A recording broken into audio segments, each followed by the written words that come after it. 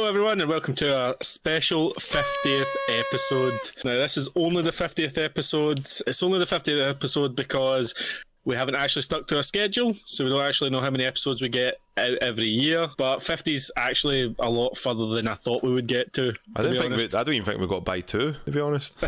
Yeah, I know. And I thought we'd have died after Ham Solo, but like that's it. I'm hey, that's hitting some record numbers, mate. That's a good one. I think it's just for the name, and then people probably start it and think this is just Hamish really drunk talking. I'm going to turn this off. That's a drunk guy rambling. Or turn this up. Yeah. No, but this is special for us because when we started this, we'd never done anything like this before. I think it's been a success, and I think it's got better with every single episode. Sometimes there's the odd one where before we even started recording there, they were slagging me for not paying attention. Sometimes I don't pay attention, but I'm still the best. And that's why I suggested, let's record this a wee bit earlier, because see how much energy you've got now, Hugh? We just need to keep that going. Like, I'm old, Hamish. You need to get me early. Yeah. You also know, Hugh, that you don't need to keep saying that you are the best. People that keep saying that, like, they have to reassure themselves, but you don't need to be told that you're the best all the time. You just know you're the best. Well, no, I need to reassure myself because you won't. Like, you won't reassure me. Well, there's a good reason why I won't tell you he's the best. You're jealous, that's why. It's jealousy. It's plain old jealousy. Come for you guys. See, that just shows you're not the best, mate. Like, you've barely even started the episode and you're picking fights. No, I started the episode. This would never happen on an episode I was hosting, just saying. Sure, Hamish. Wait, do we bring up the time that you got up and left during the episode? Nah, that doesn't count. That's totally different. I don't remember. It didn't happen. Weren't you hosting that week as well? But sometimes things happen here. Alright, let's just move on. Right, okay, guys. Sad news to start this off. A big loss in Britain today. Like, it's been everywhere. You obviously know about it. Dmx has died, and that's actually super upsetting. I've listened to Dmx for like 25 years. God, that makes me feel old. Pretty young too, 50 years old, man. Only 50. That's too young. Only 50, but man, did that man probably live a great life, you know what I mean? The amount that he's done. But let's not leave it on that dark part of this day.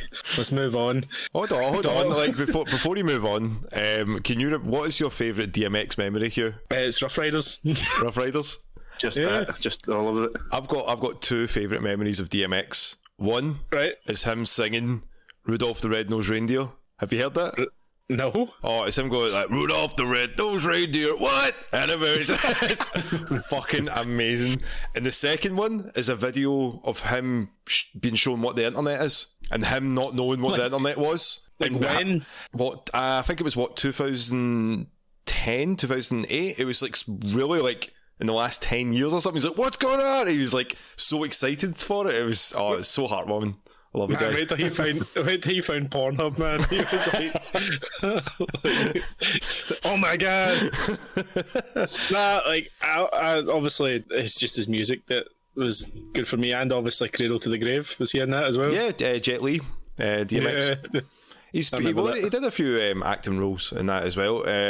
He had like his feud with Ja Rule. I can remember that. Oh, that was fun. Everyone had a feud with Ja Rule. And everyone won.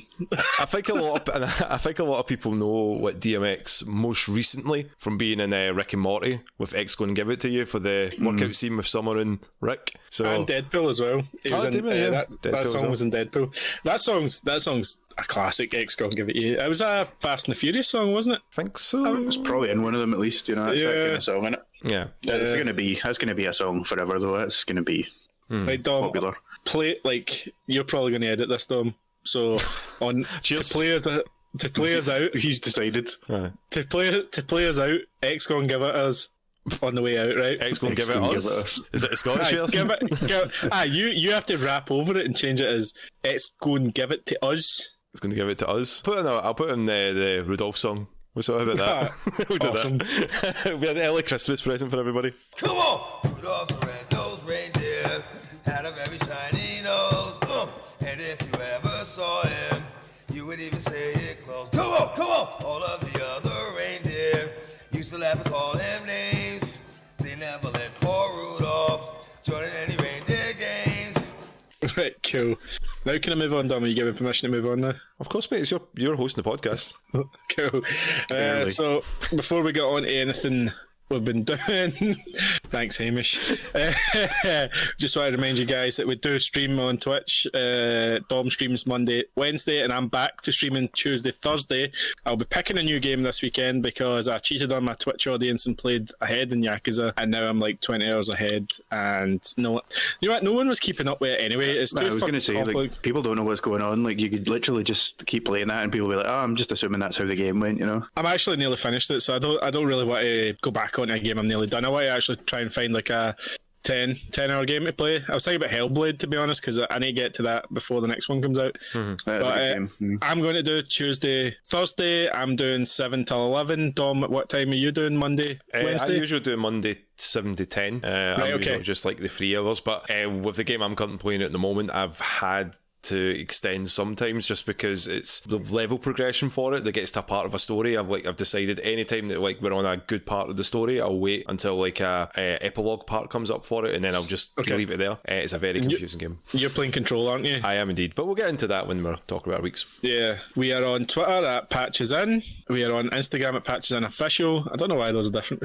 It's because I changed it once before, didn't I, and ruined everything. Well, no, it just happened. It's fine. People will find us on the social. Yeah, you'll find us on social. You can ask us questions. You can ask for translations of what we're saying. You can ask Hamish what he's drinking that night. Anything. That could, that's fun because that could be different. Like, not even night to night, but like hour to hour. You know what I mean? It's hard to keep up with. We need to start. Do you know we could have a board game for Hamish because guess drink instead of guess who? And he's like, is it in a bottle? And then they have to flick down the buttons. That's a great idea. I love it. Is it carbonated? Oh. Well, Hamish is our wild card when it comes to streaming. He's doing it kind of on and off. He's trying to get his groove. Hamish, are you? I cover when you don't show up, mate. Well, I've been ill last week, pretty ill, so I haven't been able to stream this week. But that's why I said I'm back next week, Hamish, letting the guys know. Okay. So are you going to do it next week? You getting planned? Or are you just going to play it by ear? Who knows, mate? It's like you say, I'm a wild card, so could be anything. So you could be streaming right now. Yep. If people go on the socials, they'll find out, you know. Yeah. If you want updated on any of these things, check out on Instagram. That's probably the best place to get us at. So we'll move on to how have you guys been? It's been almost 2 weeks since we've been on a podcast together, mostly because I have a story I'm going to tell you in a bit, but we'll ask. Dom, how have you been? What have you been up to? For this week, I have just been catching up with a lot of TV shows and playing some games. There was a lot of shenanigans happening in work that not one, not two, but 3 people have decided to leave my region at the one time. One of them being my manager. So it's been kind of a bit of pandemonium trying to solve things going in, because at the moment, as you know, you can still hear us. We're still in lockdown and we're going to be coming out in the next couple of weeks. He is leaving just before we come out of it, so we have no one to replace him at the moment, so it's a bit of a what the fuck are we going to do? You know, so are you left holding a baby? Left holding so many babies. Babies everywhere. All the babies. But apart from that, been just playing some games. Like, I've been really getting into Stardew Valley with Angie, but that's one of those games, like, I think when you were talking about the last time, Hugh, you took all the grass away, and that was like, you're like, fuck, I can't get any hay now, it's kind of ruined. That game can be so stressful with times.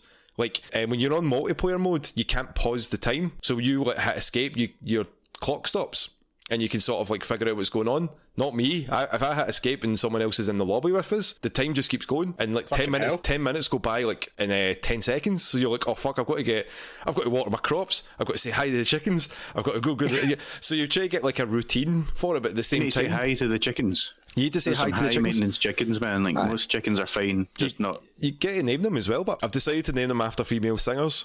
So one's called Gaga and the other one's called Cher. Nice. I like it a lot. Is this a de-stressing game for you? No, it's doesn't sound like it.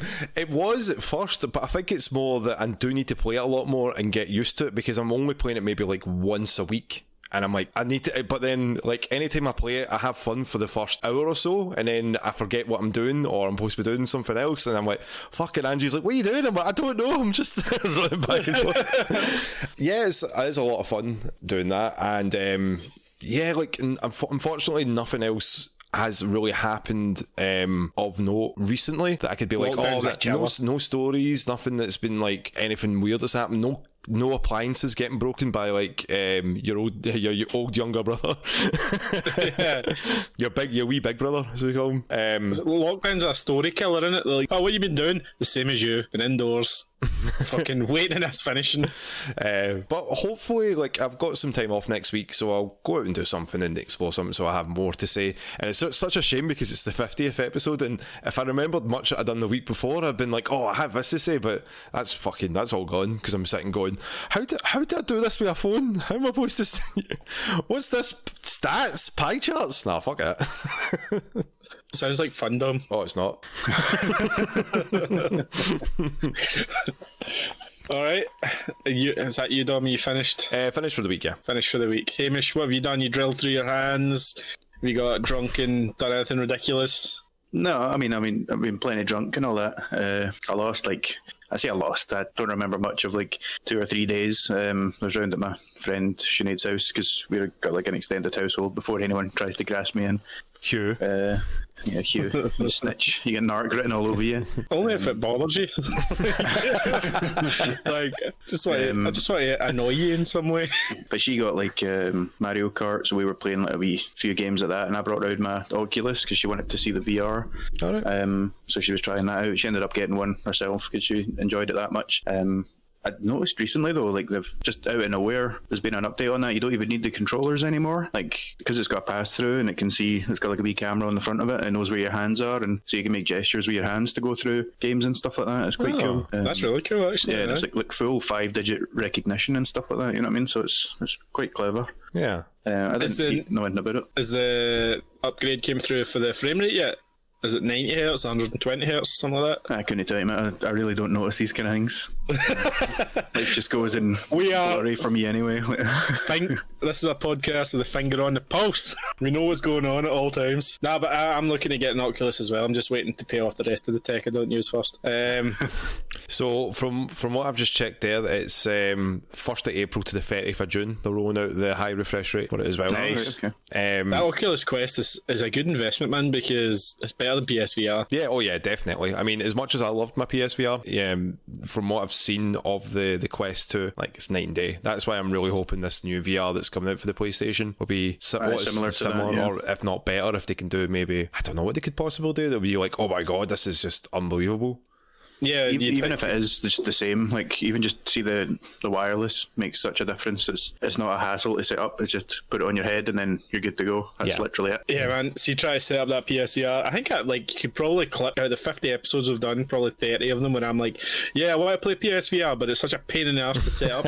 I don't do it. Yeah. But yeah, I'm want to get back into VR because playing things like Beat Saber, playing Beat Saber and Creed, the movie game and stuff like that. That's good exercise, like, and you're technically playing games and technically exercising, so I'm lying to myself. Yeah. Hey man, you'll get your steps in, you'll get that heart rate up, so it matters. Yeah, exactly. Heart rate up. But yeah, so I was around there for a few days just because I had a few days off and just crashed there a couple of nights, just loads of drinking and partying and stuff like that. Not partying, playing games, shenanigans, socializing. Yeah. And then I was bored the other day. Decided to see, because I've been buying new stuff for my bedroom. Like I've got the new chair and new chest of drawers. I got this new wee side table thing for next to my chair, which has got like a light system on it, which I can't get to work on my phone, and it's doing my fucking head in.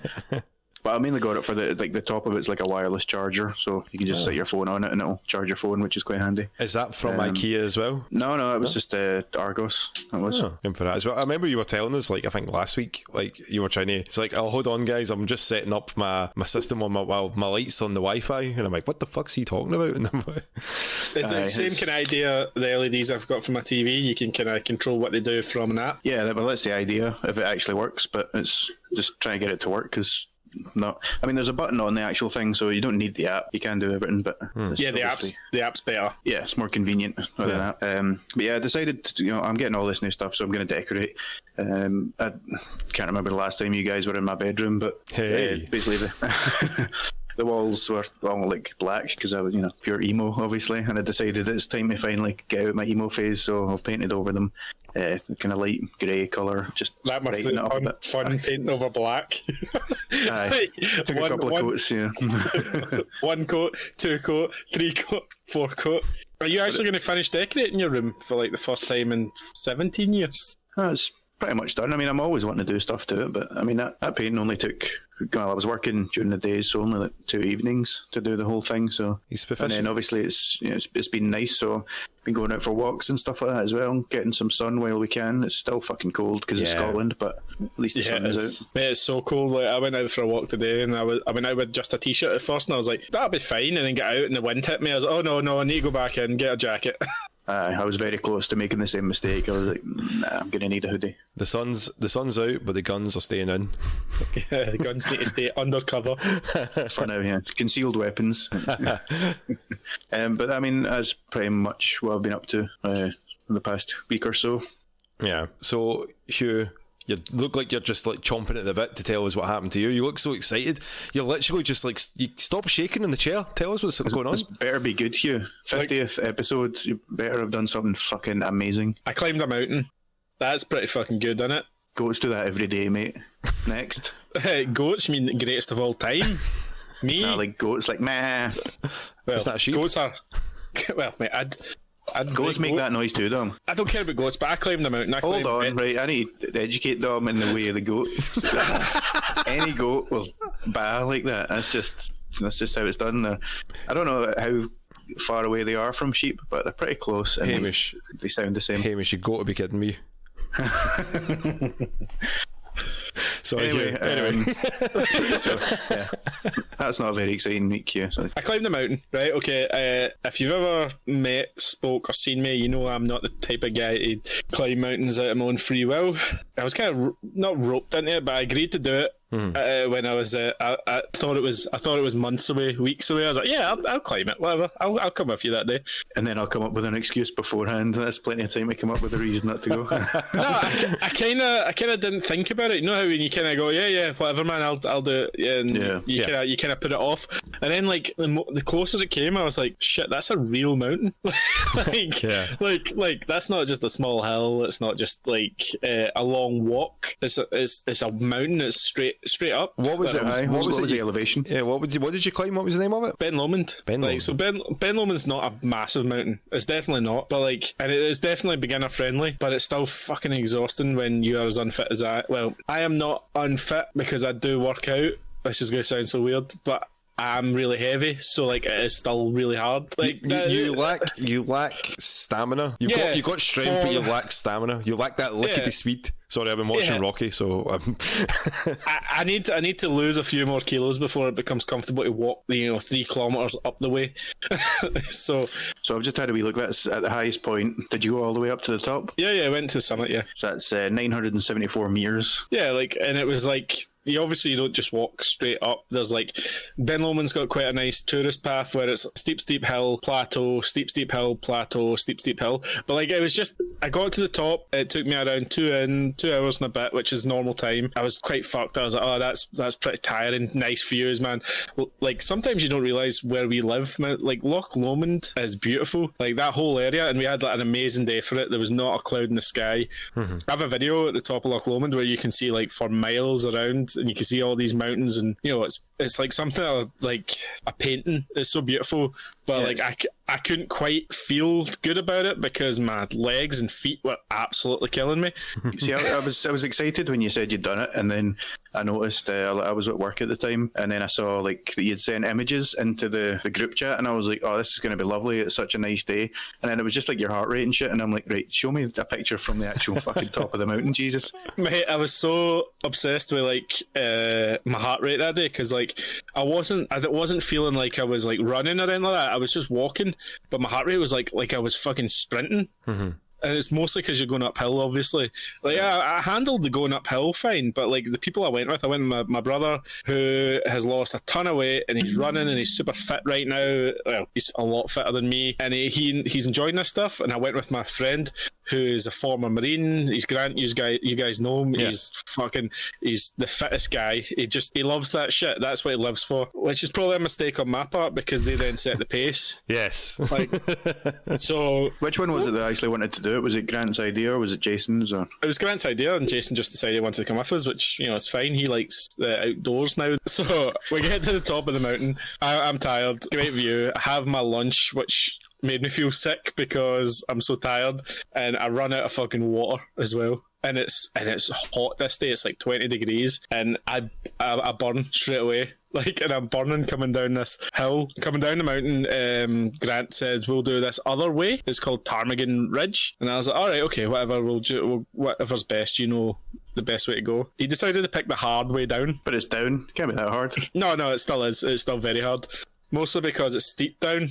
Oh. So your knees and your ankles and your bottom of your feet are just like impact, like constantly. And like, there was this point where I was like, right, I'm going to slow down a little bit and get my, like, because I sprained my ankle a little bit. So like I was just slowing down a little bit behind them, and I kind of wanted to rest. But they were not for resting, except I saw them resting at the bottom of this large steep incline, and by the time I get down there, right, I was like, right, I'm going to sit here for like 5-10 minutes and get my breath back. And like Jason just stood up and started walking away, and I was like, where the fuck are you going? I've just got here. I want a rest. And he's like, oh no, we had a rest. We'll just start going. I'm like, you go then. I'm going to stay here. Like, it was a pure snapped like hard, because I was like I was so mad because like it wasn't a little amount of time. It was like 7 hours and 45 minutes up and down.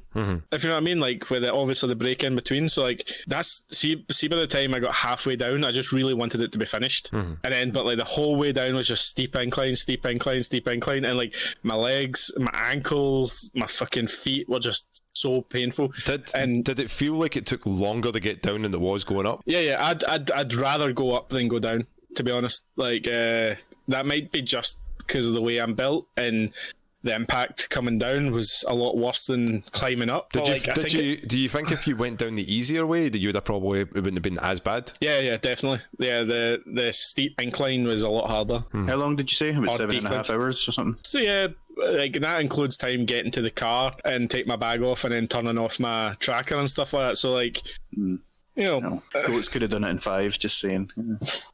I'm not a goat, Hamish. I don't have horns. Yeah. But like, I did have a sense of achievement. It was good. I like, obviously being me, I gamified it a bit and had my tracker on, seeing what my heart rate was at, seeing how many calories I was losing, how many steps I was doing, and all that shit. Like most people don't care about that stuff, but I was like, oh, let's see how much it is, and I think it was 5,800 calories I lost, like on just the climb up and down. And I was like, all right, cool, I get to eat whatever I want tonight then. No, the reason that a lot of like pedometers and stuff like that and step counters have wee goals and achievements is because that does help people. That does incentivize people, you know what I mean? So if that's what gets you through it, then yeah. Well, proud of you for doing it, man, because it is tough. I'm not saying a goat could do it. Like I've been pretty consistently saying that I'm not really that interested in this story, but I probably wouldn't do it again anytime soon. I'd probably lose a good bit of weight before I would do it again, and maybe do some actual like long distance walking, get my feet kind of conditioned, because that's the worst bit, man. See the bottom of your feet, if you're not conditioned to like walking all the time, like the bottom of your feet just get all blistery. Did you have you had that issue when we were in Japan as well, didn't you? Yeah, I think it's just one side of my foot. Like it's the way I walk because of my ankle sprain. Like I walk on the outside of my foot instead of the inside of my foot. It's just something to do with ligaments. Anyway, that's not interesting. it was fun though. It was fun though. Climbing a mountain is like, I climbed a mountain. You know what I mean? Like that's ridiculously cool achievement. Yeah, you can put that Even on. Though you know? Ben Lomond's not massive, and it's also a massive tourist fucking spot. Tourists love doing Ben Lomond because of the west of Scotland being so lovely. I'm just glad the weather was good, man. Except the whole getting burnt thing. Yeah, that's not the good. thing. It's a gamble with Scotland in it, because even if it looks like it's going to be nice, it could end up fucking. I mean, there was like snow the other day. You know what I mean? Yeah. Guys, see at the top, there was about 50 Neds just drinking. Neds, for anyone that doesn't know, are just fucking non-educated chavs. delinquents, as we call them. Just fucking Scallywags. Scallywags. Bams. we scumbags up there just drinking cans of Tenants, man, with their fucking Nike on their feet, no walking shoes, a tracksuit on, And they managed to climb that with cans in their backpack, mate. So It's because of all the speed that they did, mate. Have you seen that tweet? It's like the guys that are out with their walking shoes and their sticks always like manage to get themselves stuck up in hills, and helicopters have to come and get them. But like guys with Nike Air Max and bottles of bucket seem to get to the top. Neds are the Sherpas of Scotland. Yeah, I get that. That's a really good fucking thing, especially at the top of Ben Lomond. Ben Lomond was so busy, by the way. It was honestly like the most people I've seen in a long time. It was maybe 100 or 150 people on top of this fucking mountain. And it's just a nice day, and it's, you know, lockdown's getting lifted a wee bit, so it doesn't surprise me at all. But I was just imagining the police coming up in their fucking helicopter, like, disperse. That's not 2 meters. Asking people, are you guys local from here? Like, do you live on this mountain? Hey, and I'm just like, hey man, can I get a shot of your helicopter? Please take me to the bottom. It was fucking awesome. Like thinking about it and stuff like that. It's a good achievement. It's not as good an achievement as, you know, Platinum Dark Souls 3, but like... Oh, there's a lot less people who'll be able to do that than climb the mountain, mate, so that's fair. So that's been my week. Other than that, I've been unwell after it. I don't know if that is a contributing factor, and that's why I haven't streamed. But that's why I haven't been streaming, is because I've been unwell. Moving on from my story about how I climbed the mountain, guys, which is better than any of your stories. We'll go on to the bread and butter of this podcast. The thing that's been keeping us going for 50 podcasts. 50 podcasts, and hopefully 50 more. The gams, boys, the gams. The gams? The games. You'll find I'm the thing that's been keeping this podcast going for 50 episodes, mate.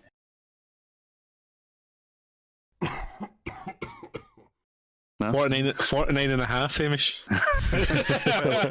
Technically, you've done one less than me, mate. Ham solo. In fact, have I not done 2 solo ones? You've done 2 solo ones. So where have you been, Hugh? You need to catch up, son. I'm out of Japan.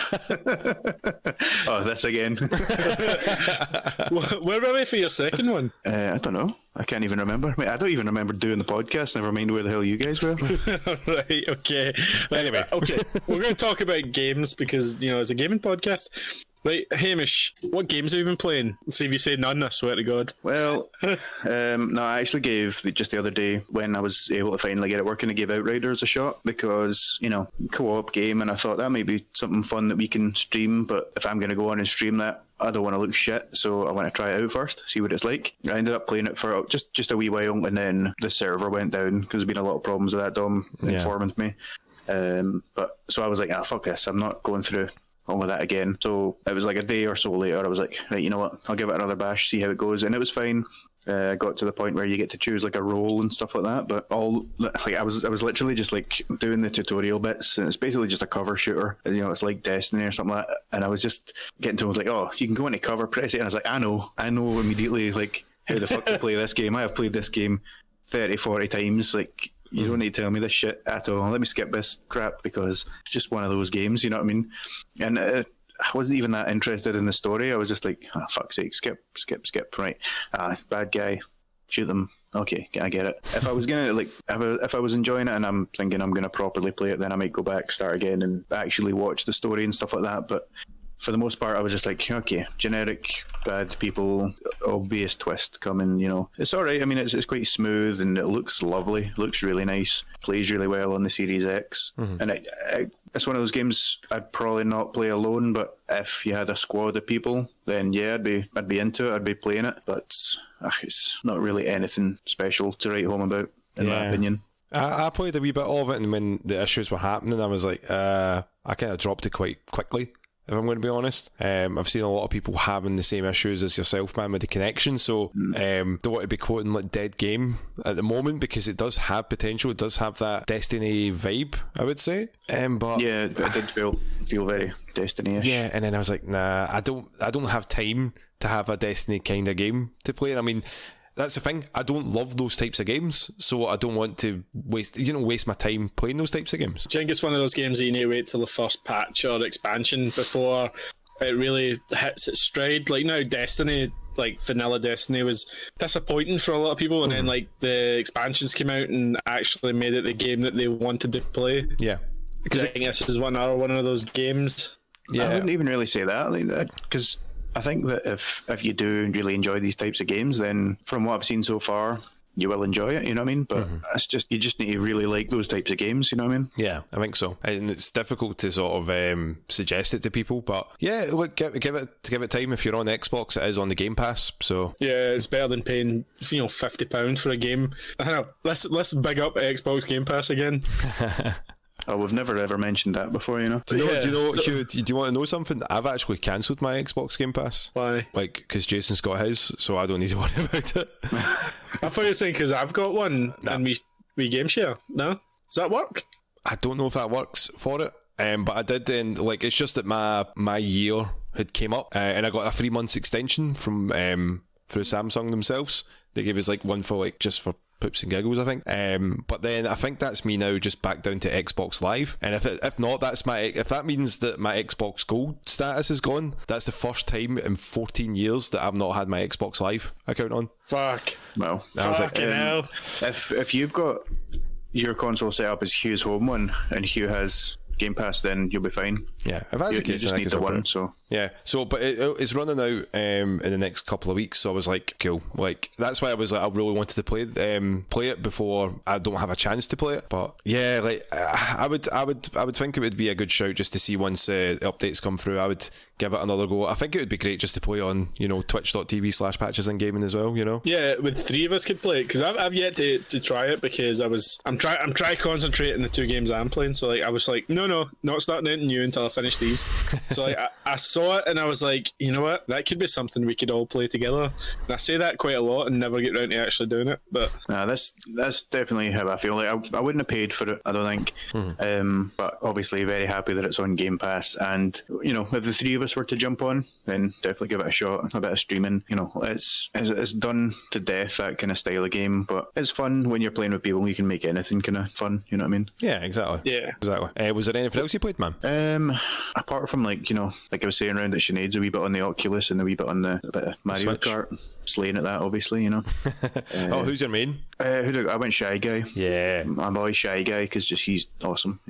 No, I've not really been playing much else. Like obviously dipping back into NBA 2K21. That's got you, man. That's got you. It's got you by the balls. It's such a pain in the arse sometimes though. Is it your I say this FIFA, every Hamish? time, but it basically is. There was a bit in the story where like you're just about to get drafted into the NBA, and then you can choose to play like these like two amazing players on the court, but then there's like 2v2, but your teammates like if we suck at this and we fuck up, then that's really going to affect our draft badly. Or if we do well against this great player, then it'll put our stock way up. And I'm not going to lie, I basically kind of cheated the system, and anytime I was losing I was just quitting it and then going back in because I was like, I don't want to get drafted by a shit team. Yeah. And it was so bullshit, man. Like it's just ridiculous. Like anytime he has a ball, there's nothing you can do. You know what I mean? Yeah. Mate, I have had these same feelings myself about FIFA. You're like, there's nothing I can fucking do. He's just gonna do it anyway. Do you know what you do, Hamish? You delete it off your fucking console. You never buy it again, except until next year when they promise to fix it. Well, see, that's the thing. I mean, even with NBA 2K21, I've not bought it, so I can't be too annoyed at it. You know what I mean? It is a bit of fun, but I finally managed to get it. But yeah, it's definitely my FIFA game. Yeah. Also finished Mafia 2 Remastered, and I was starting the DLC, but because I never played the DLC beforehand. The first two ones though, you're playing as this guy Jimmy, and I'm like, who the fuck is this guy? Like, I've just played a whole game as Vito. I don't know who the fuck this Jimmy guy is. Like, there's no attachment to it. The third part though was your best friend throughout the whole thing. You start playing as him when your main character goes away to prison. It's like what he was doing during that time and stuff like that. So at least then I'm like, all right, okay, I know who the fuck this guy is. You know what I mean? I'm a bit invested, but I think I'm pretty much done with it, to be honest. It's all right. But Did you beat the first one, or did you just play Mafia 2? I just went to Mafia 2. Mafia 1, I got the second one on sale, basically, and the first one was still like 30 quid or something like that, and I was like, I've seen it on sale a few times, so I'll just wait for it to go down cheaper. I've played the games before, so it's not like I'm going to get spoiled or anything like that, you know what I mean? Maybe just wait a wee bit, because it might jump on the Game Pass as well before you know it. So definitely. That's a good point, actually, yeah. Just if you're not in that much of a rush to play it, it'll eventually come to Game Pass. Yeah. But that's pretty much what I've been playing, yeah. Cool. Thanks for that, Dom. You're welcome, Hugh. From you.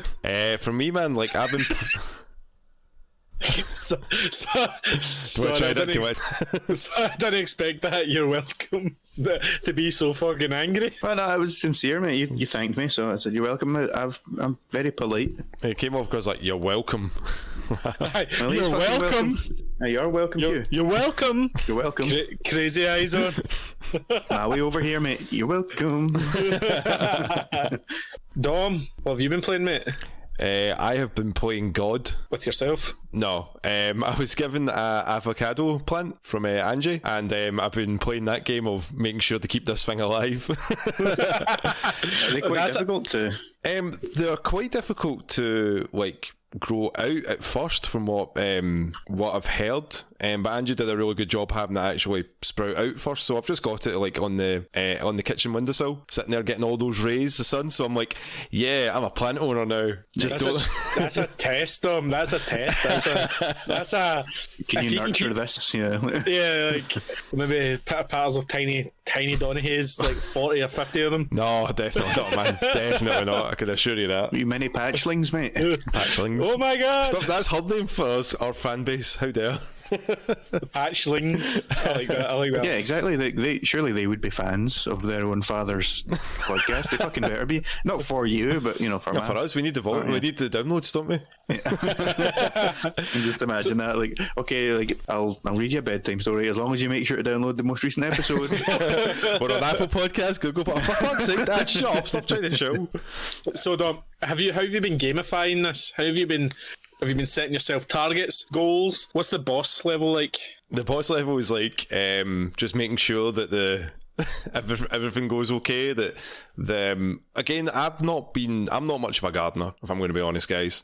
I've not had a garden in about 10 years since I moved into this flat. Like, the most I've had is like a patch of grass in the back. I don't have anything like that. The last time I did gardening was when my grandpa was still alive. So that was a long time ago. Could have just given us a year, man. You don't know, like. No, you but that's like, well, okay, like, with my grandpa, I used to garden with my grandparents like 20 years ago, so that's a long ass time, and I'm 50 odd, so 20 years ago, that was like 1991, wasn't it? No, I was 2001, mate. 64. I know. Oh man, sometimes I think like, 10 years ago, that was like the year 2002, and then I'm like, oh no, wait, that was like 2011, 10 years ago. Shit, I'm old. But yeah, it's nice to have something, a bit of greenery in the house as well. Because again, it's such a man place. It's such a bachelor pad. Yeah, just fucking games everywhere, microphones, PCs, laptops, just everything, man. It needs a woman's touch. Definitely. But with games I've been playing, I've been playing a bunch since last week and this week. A few releases came out. Obviously, the release this week on the PS5 of Soulstorm. Yes, that was actually part of the news because it's free, Dom. It's free on the PS5. Month. Yep. I've played a couple of hours of it. It's a lot of fun. It's basically like the remasters that they did a couple of years ago of like the Abe's Escape and Abe's Odyssey. So, but this one's it's acted really well, and I'm not sure if I like that because it's supposed to be, it's goofy. It's supposed to be, and there's swear in it, and I'm like, oh man, this is so strange. Is it like Is it like self-aware now? And it knows what everyone like kind of like. It's like winking to the fans a little bit. Nah. Maybe you like this. You like this a lot. Nah, it's not like that. Well, I don't think it's like the exact opposite. Like they're taking it dead seriously this time. It feels like that. It does feel like it's like they're trying to keep away from like the goofiness of it, and they're trying to lean more towards like a serious story, a serious this is about slavery. This is about taking down that. You can't make like loads of jokes about slavery. You're like, so is the game play the same as the original? Like, is it like a 2D, 2.5D like screens where you have to like go from screen to screen? Yeah, and you have to figure out how to get by without dying, or what hit, like, because they used these sort of they drink it as kind of like energy juice. It's like wee green containers, but you throw them, and when fire goes against them, they just blow up. So you use that as like a projectile, and you use water to sort of stop the fires from spreading. Because like Ape has like his telekinesis that he can take over bad guys, but in the intro sort of level of it, they've got a tech against that now. Like, I think it's from the second game where it stops Ape from doing that. So you've got to you actually have to figure a way to do it rather than just go, I'll just get this guy with a gun and just shoot shoot everybody and then blow them up. You know what you used to do in the old games. Yeah. But I played a couple hours of it. Really enjoyed that. Played a few hours of Hollow Knight as well. Yeah, Hollow Knight's good, man. Hollow Knight's a lot of fun. The atmosphere in that game's really, really good. Like, it's kind of spooky and lonely. Eerie. I think eerie's a really good word for it. I've heard so much about the game before, because the game's, you know, at least 5 years old now. Yeah. And I played a couple hours of that. Might go back to that, but because I've been playing, and now I've got Abe there. Yeah, I'm like, that's my boy. It's my boy from Oddworld. I've got to finish this game. I've got to have fun with this. But obviously, I've been playing Control as well on twitch.tv/PatchesInGaming. Getting quite far into that. I'm going to be honest with you guys. I was not feeling this game for the first session that I played of it. Control? Yeah, that was a problem I had. I just couldn't really get into it. I was like, what the fuck is going on here? I am so bored.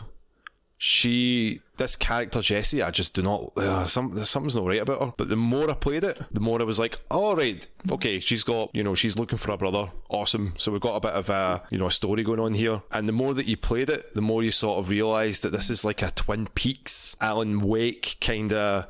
Yeah, it's a Remedy game, innit? Like, yeah. They made, obviously, Alan Wake and Quantum Break.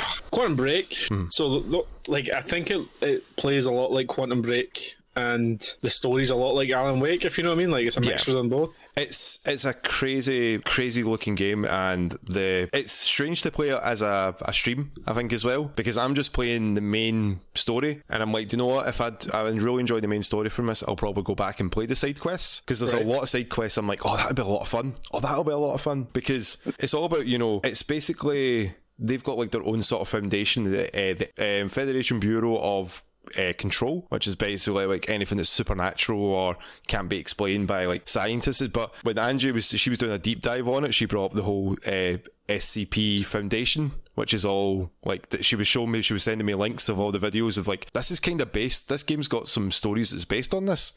So see, because of that, I think I've got really invested in this game, because I'm like, that's like so there's a fridge that's there that you have to keep your eyes on the whole time, and how is it if you blink, like, it can kill a bunch of people and all that? Like, you look and go, that's fucking stupid. But that's weird. In the context, if you think of something like that, you have to stare at something and not blink. And then there's like, I think it's like the real sort of the SPT Foundation one is like, it's two people have got to be looking at it, and neither one, they've got to blink in synchronicity, so that like it's always one person looking at it.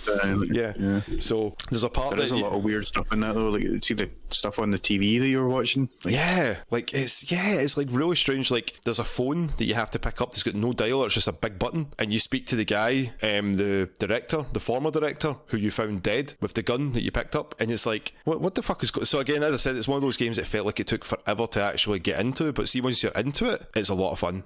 I got a lot of our powers unlocked as well, so it feels a lot better to play it, and on the PS5 with that upgrade, I can only imagine how better it looks on a 4K telly or an OLED telly with like the high frame rate on it. But I'm looking forward to wrapping that up. I think I'm coming near the end of it. It feels very endgamey where I am, but I do want to jump back and do all the wee side missions, like the guy with the fridge, because he's sitting there going, hey, is anyone there? The guy that was supposed to switch over for my shift hasn't came here. I've been here for hours. I can't stop looking at this thing, but I need someone to come in and cover for me. And then I'm like, fuck him, let's keep going. You'll be fine. But I'll come back to him eventually. Yeah. But if you are interested in that, as you were saying at the start, man, Monday and Wednesdays, I'll have it on twitch.tv/PatchesInGaming. And we'll be there as well. We'll be there to support you and laugh at me. Maybe. Like, when I'm there to support you, Dom, it's mostly to laugh at how bad you are at stuff. That's not nice. I know, but it's funny though, isn't it? Like, no, I enjoy coming on and commenting in the chat, because we've got a good wee community now of people that come on. Yeah. So it's good when that guy Hamish isn't there. Yeah. Like, well, it's good when you actually show up to stream. Here we go. Here we go, Mr. fucking Boots on. Yeah. But yeah, like apart from that, playing some more Stardew Valley, really enjoying that. I'm going to try to play some of that solo and see how I can get a bit more used to the controls. Man, that's harsh, just dropping Angie like that. No, like she was the one that actually suggested to do it, because she can see that sometimes that I'm just me down, dog. Yeah, like she's so good at the game. She's like, she's like, you're the one that needs to go. Yeah, she's like, yeah, you need to get better at farming, Dom. And I'm like, I guess that. She didn't say that. She didn't say that. Get wrecked, boy. Angie, if you're listening to this, Angie, we get it. Oh yeah. You just wish we could tell them the same thing, anytime we're playing COD. Fuck you guys. No, that's good, man. Like, I'm glad that you think it's genuinely okay. It's genuinely okay.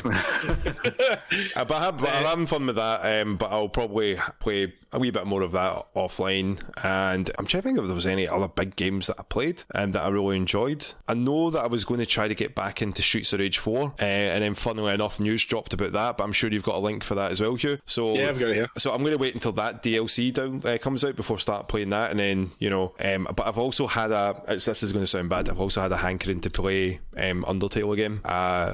We never finished that, did we? We never finished it. Undertale. We never finished Streets of Rage 4 either. Was it because of lockdown, or was it because... It may have been because of lockdown, to be honest. I think it was lockdown, because what we were originally going to plan, what we originally were doing, we were going to play it together, sitting by side, and then we tried it online, and either I kept disconnecting or you kept disconnecting. We're just like, fuck it, we'll get back to it once we get out of lockdown, and we never did. We're still here. God damn, man. Lockdown is like that endless nightmare. It's like Alan Wake's endless nightmare. It's like Alan Wake. An awfully depressing 50th episode. Still on lockdown. These people are dead, Hey, there's a lot of laughter, mate. The laughter makes it better. Exactly. It makes it better. What about yourself, Hugh? What have you been playing with? Apart from yourself. That's my joke. Stop stealing my jokes. You'll be very surprised. Hamish, relax. That's an old joke. You'll be very surprised, guys. Joke, Hugh. I'm trying to say that I beat a game. Finished. Like, I saw the credits, I won it. Took me 50 fucking hours to beat this game. Were you just watching Dom play Breath of the Wild on Twitch? 50 hours, you saw the credits, like ticking all these boxes, mate. Okay, that was pretty good. Yeah, mate, like I was like, well, I've obviously beat Zelda now. I was I don't need to play it anymore. No, it's actually Ghost of Tsushima. Hey, you finished finally, it. Nice. Finally so fucking happy. beat it, man. So happy that I don't need to listen to this every fucking week. It's been 50 fucking episodes of the same fucking game. Do you know what? I bought it when it came out, and I think it was like fucking July 2020 it came out as well. So like, I've had it almost like 9-10 months, but I didn't start playing it until winter time probably. But like, I'm trying to platinum the game. It is a fucking classic, by the way. Like, I remember talking about this game when I first got it, and I was a bit like bored of the RPG thing that was going on. Okay, Hugh, you need to say this again, because like you slowed down and then you sped right back, like really fast there. You did it earlier on as well. Are you downloading anything, or? Yeah, double check, man. Because you get dead out of sync and then you slow down and then it catches up with you. So it's like, yeah, so you were like, I won. You were like, I won. Talking about everything you want to win, and I'm like, the fuck? You just fucked up when you did that as well. I was like, I think it's because it's like the volume. He was trying to sound like that. Right, guys, I beat this game. Ghost of Tsushima. Hamish never has to listen to me talk about. Well, it might, because I'm actually going to platinum it, and it might take me another 5 hours. Fuck's sake. You're going to hear about it next week. Hamish like, I'm going to take an absence of leave of absence, guys, for next week. I'm hosting next week, so I'm just going to edit you right the fuck out. But you know what, man? What a fucking game that is, by the way. Like, oh, right, you've never mentioned that before. No, I'm taking the whole thing now. Like, I played the whole game, beginning to end, and it should get more praise than it gets. Mm-hmm. It's underrated. You've given it enough. No, like, fucking hell, is it a good game? Like, I remember speaking about this game when I first got it, and I just completed The Last of Us, and I think I just completed like Horizon and Uncharted, and like I was like sick of the third person PS4 exclusive style game, and I was like, I'll get round to it. It's another mediocre-ish game. But once I'd like refreshed myself, palate cleansed, played a few other types of games, got back into it, like the combat started to click a lot better. Like the map started to become a bit more familiar, and then the characters are so much better than I gave them credit for. There's a lot of like side characters that you don't have to interact with in the game, but if you do interact with them, you get a lot of like extra storyline near the end. They all come with you at the end to do the final battle and stuff like that. It was such an achievement to beat the game, if you know what I mean. Like, because at the very beginning of the game, if you don't know, Japan, you're on the island of Tsushima off the coast of Japan. It gets invaded by the Mongols. Is that why it's called the Ghost of Tsushima? Yeah, but like the whole thing about the game is that the samurai have an honor code. You all seen samurai films. I've seen the Tom Cruise movie, The Last Samurai, with Billy Connolly when he was in it for like 10 minutes, and it was amazing. Oh, I forgot he was in that. Did Billy Connolly die in that film? Oh yeah, he dies in every fucking movie that he's in. He died in real life as well. No, he didn't. Is he not dead yet? No, Hamish, Billy Connolly's still alive. No, Hamish, not in this day of DMX is dead. Yeah, how dare they you, always come in sir? threes, mate. They always come in threes. Oh, Hamish. Oh, man. See, If he actually dies, I'm going to feel so bad. Billy Connolly is the best Scotsman. After me. After you and McGregor. He's Obi-Wan. Oh, he's definitely up there, yeah. Anyway, Ghost of Tsushima. The Mongols invade. Khotun Khan is the main bad guy. He's a real bastard. Like, there's a couple of things that happen in the game, and you're like, "Fucking, I'm gonna get him." Like, you're like, "I'm gonna fuck him up when I get to him at the end." But he fucks you up at the. Oh, I fucked him up, Hamish. I was like, I'd done every side quest almost. So like, my guy was like every single upgrade path completed. All the fucking weapons, got them. All the special moves, I've mastered them. That cunt stood no chance, especially after 50 hours of a game that should have only took about 25. So like, when I got to the end and I beat it, I felt it was actually kind of sad. I was like, fuck, I wish there was more to this game. Yeah. There's a Legends DLC, which is multiplayer. I don't know if any of you have got the game. I don't think so. No. You can do it yourself, so I might give it a try myself, and then there's a new game plus, but I probably won't play that for another year or two. Yeah, like let it sit for a while and for it as well. So sorry, Hugh, I'm just like checking up the awards that it missed out on, and I do remember a lot of people being pissed that it missed out on game direction, game of the year, especially because it was up against like Last of Us 2, and a lot of people were saying that this should have beaten The Last of Us 2 for like a lot of the things. I think it was performance as well, like the way it was acted. Like, no, this is going to. Oh man, that main character, the guy that plays Jin Sakai, the main character. I think his name's like Daisuke. Oh, I should have probably about it when we were talking about the movie, but Daisuke. Daisuke His name Daisuke Suji. He's. how do you remember Daisuke but not Suji? That's the much easier part. The fuck out of that there. Yes, like the facial expressions that they've put into the game, like he's a guy that's obviously conflicted because he's doing these things that are against the samurai code. He's going against his family and stuff like that. I don't want to ruin it for you because I want you to play it. And he's got like side characters like the character Yuna, who's like not romantic, but like it's almost implied that it's romantic. And you help it. Like all the side missions are so good as well. Like there's a lot of side missions where this person's family is killed by traitors, like Japanese traitors that side with the Mongols, and you have to go through and investigate who did it. And there's like 9 or 10 missions where you break down, you go through different parts, like different middlemen, till you get to who actually did it. And it turns out that it's like someone close to that person. Yeah. And you're like, whoa, that fucking hell, that's Oh snap! Yeah, you know, that's pretty serious. Like, I'm trying my best not to spoil this. Yeah, but it's more like is it based on any sort of real life scenarios that happened with the samurais, the Mongolians? Yeah. It's all based off that. There wasn't someone called Jin Sakai or Khotun Khan or anything like that, but it's all based around the Mongol invasion of Japan and how the Mongol warfare worked compared to Japanese warfare, which is really interesting because the Japanese were all honor based and Obviously, the Shogun ran the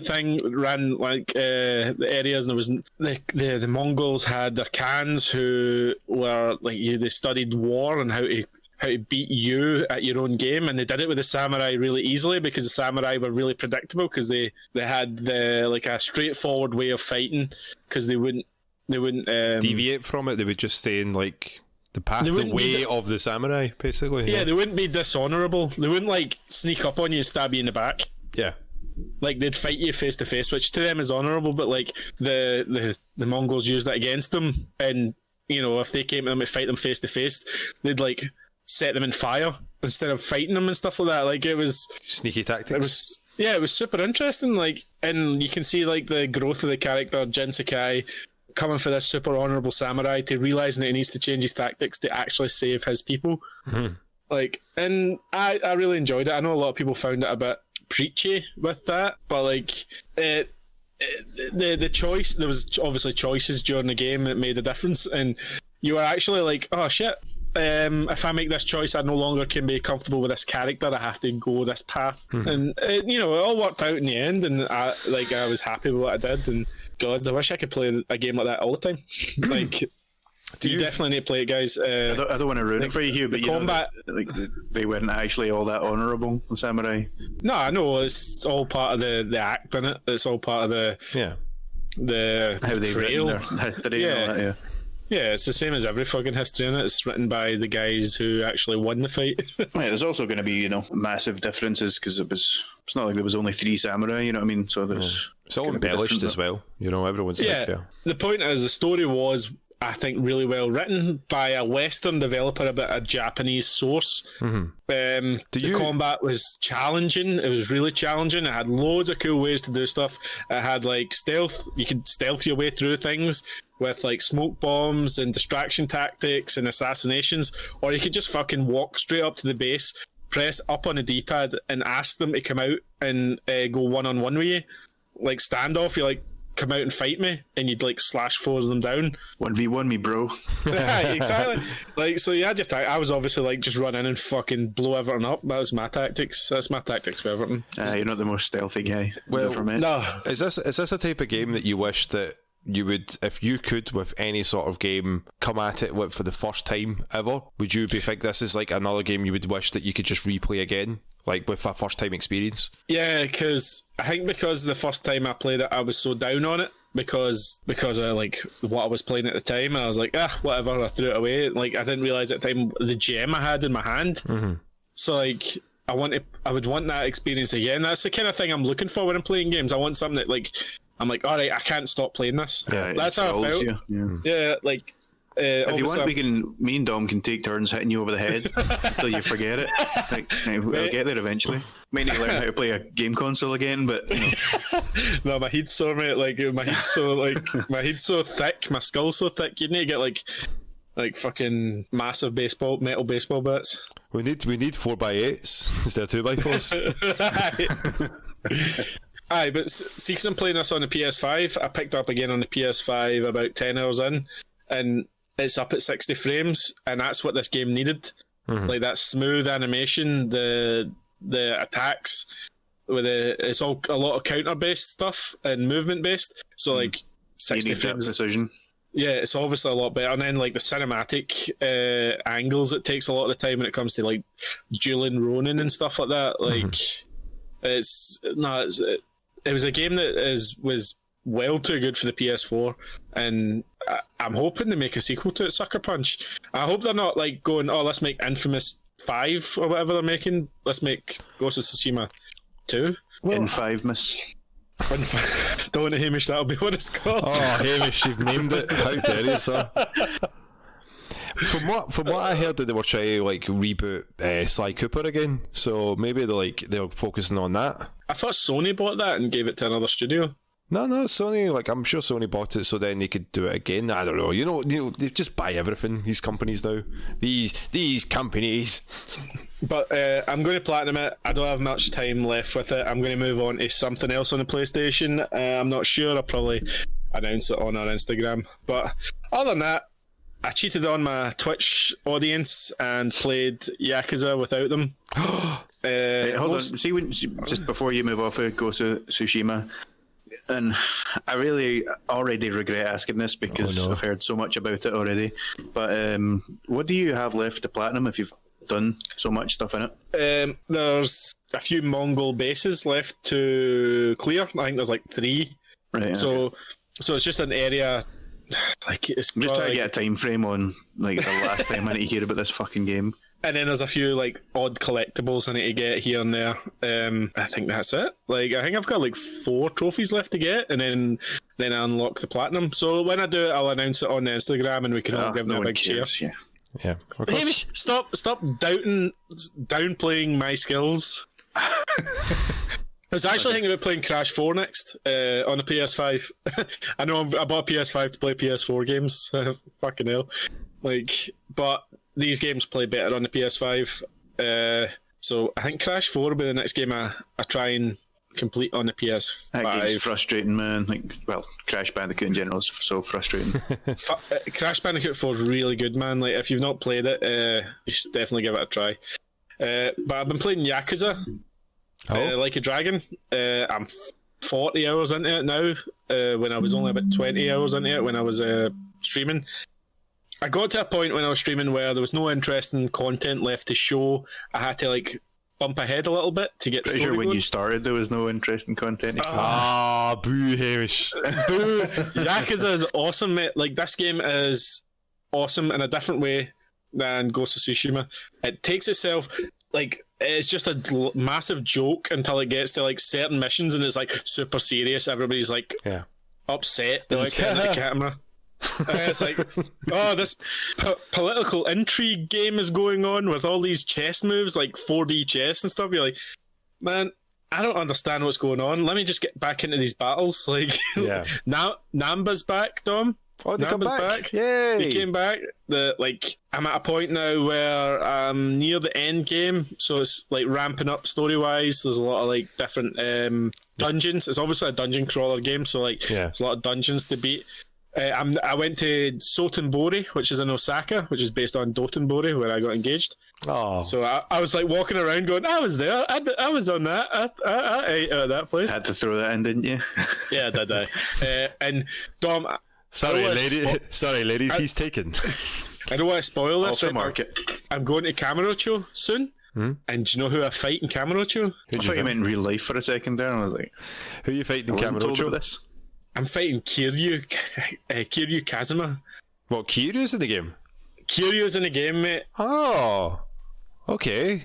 Look at Hamish's face. Hamish is like, who the fuck is Kiryu? I've heard that name. I know that name. He's the main character of Yakuza 0 to 6. Yeah. So, he's in the game. What one are you playing? 7. Oh, right, so you're a different guy. You're a different main protagonist. Oh, that's awesome. I didn't know he was in that. That's cool. So Yakuza Like a Dragon is like a almost not a reboot, but like a restarting of Yakuza. Like a soft reset thing. Yeah, without Kiryu, because 0 to 6 was Kiryu's story, and now it's on to Ichiban's story. Because Ichiban is more set in the present time, where Kiryu was like, he was always back in like, well, from 0, it was in the 70s, 80s, wasn't it?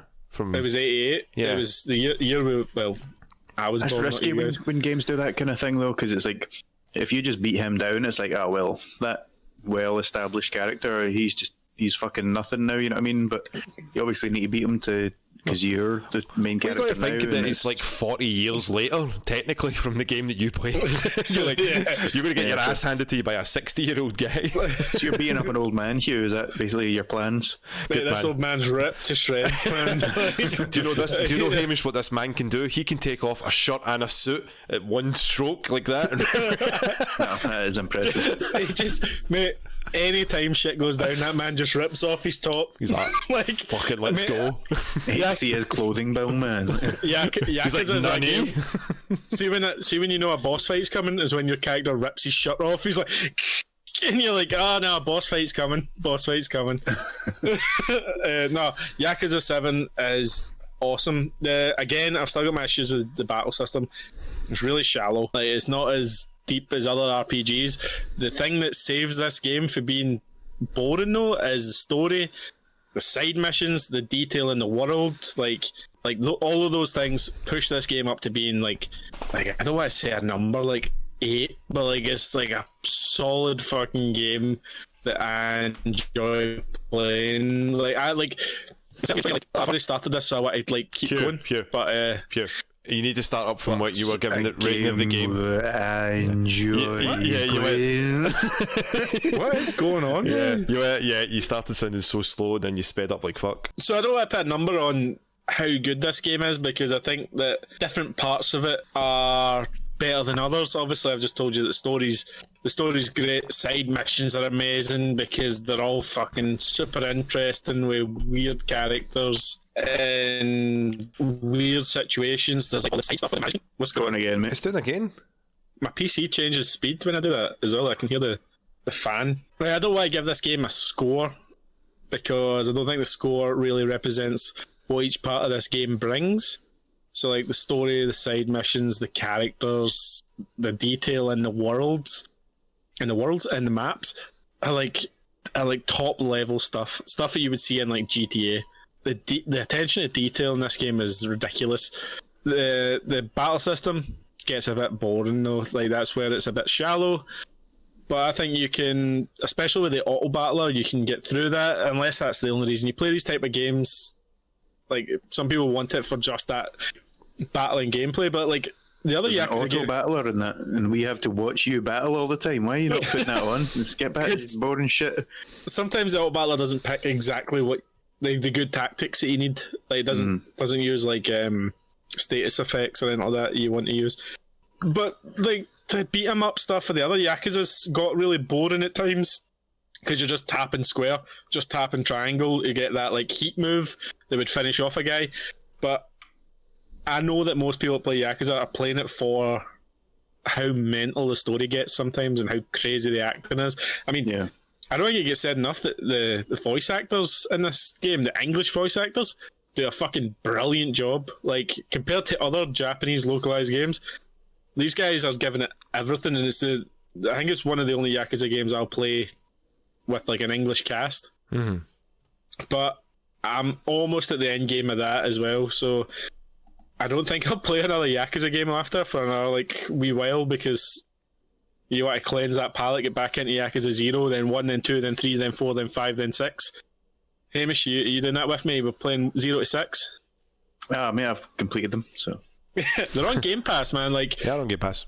No, I did play one for like a video on our YouTube channel and stuff like that, and it did seem fine, but see, because there are so many games, I know that if I get into it, I'll be like, oh, I'm just going to play all of these, and then I'm just going to get sick of it, and I'm going to go off them, so it's...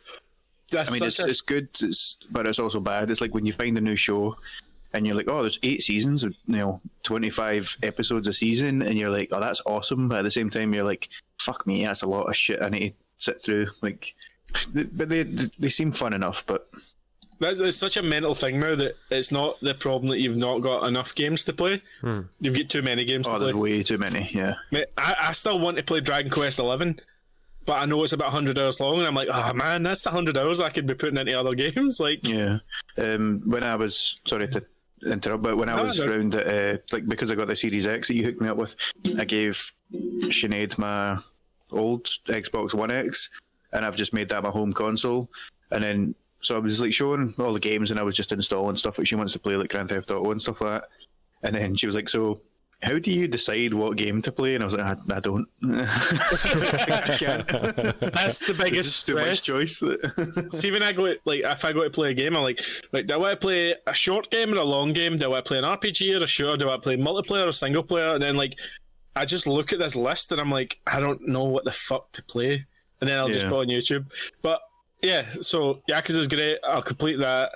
I tried to play Hamish. I think you tried to play this as well, actually. It just came on to Game Pass. I'm just going to read out the name here. It's called Vala Vicious Attack Llama Apocalypse. What was it called here? It was called Vala Vicious Attack Llama Apocalypse. Oh, Yeah. So in the chat, was it last night or whatever, you put it in, and I was like, I was like, yeah, a good half a bottle of whiskey deep, and I was like, llamas, that sounds awesome. And it's quite difficult though, but it's quite fun. Mate, I was so difficult because I was playing it, and it's a Dom. It's a isometric twin stick shooter. Okay. So like, if you Or as I would like to call it, it's a top-down shooty Bang game. Yeah, shooty bang bang. so my PC ramped up there. I didn't know what I was doing. So yeah, it's a top-down isometric. So have you played Dead Cells, Tom? Yes. It's very Dead Cells, like you're like a mech, With llamas. and it's not zombies. The llamas, and you're fighting against the Lamazon Corporation. Mate, it's actually pretty funny, but like the gameplay's quite addictive. I quite like that isometric twin stick shooter. I just didn't feel quite powerful enough. Like I always felt like I wasn't.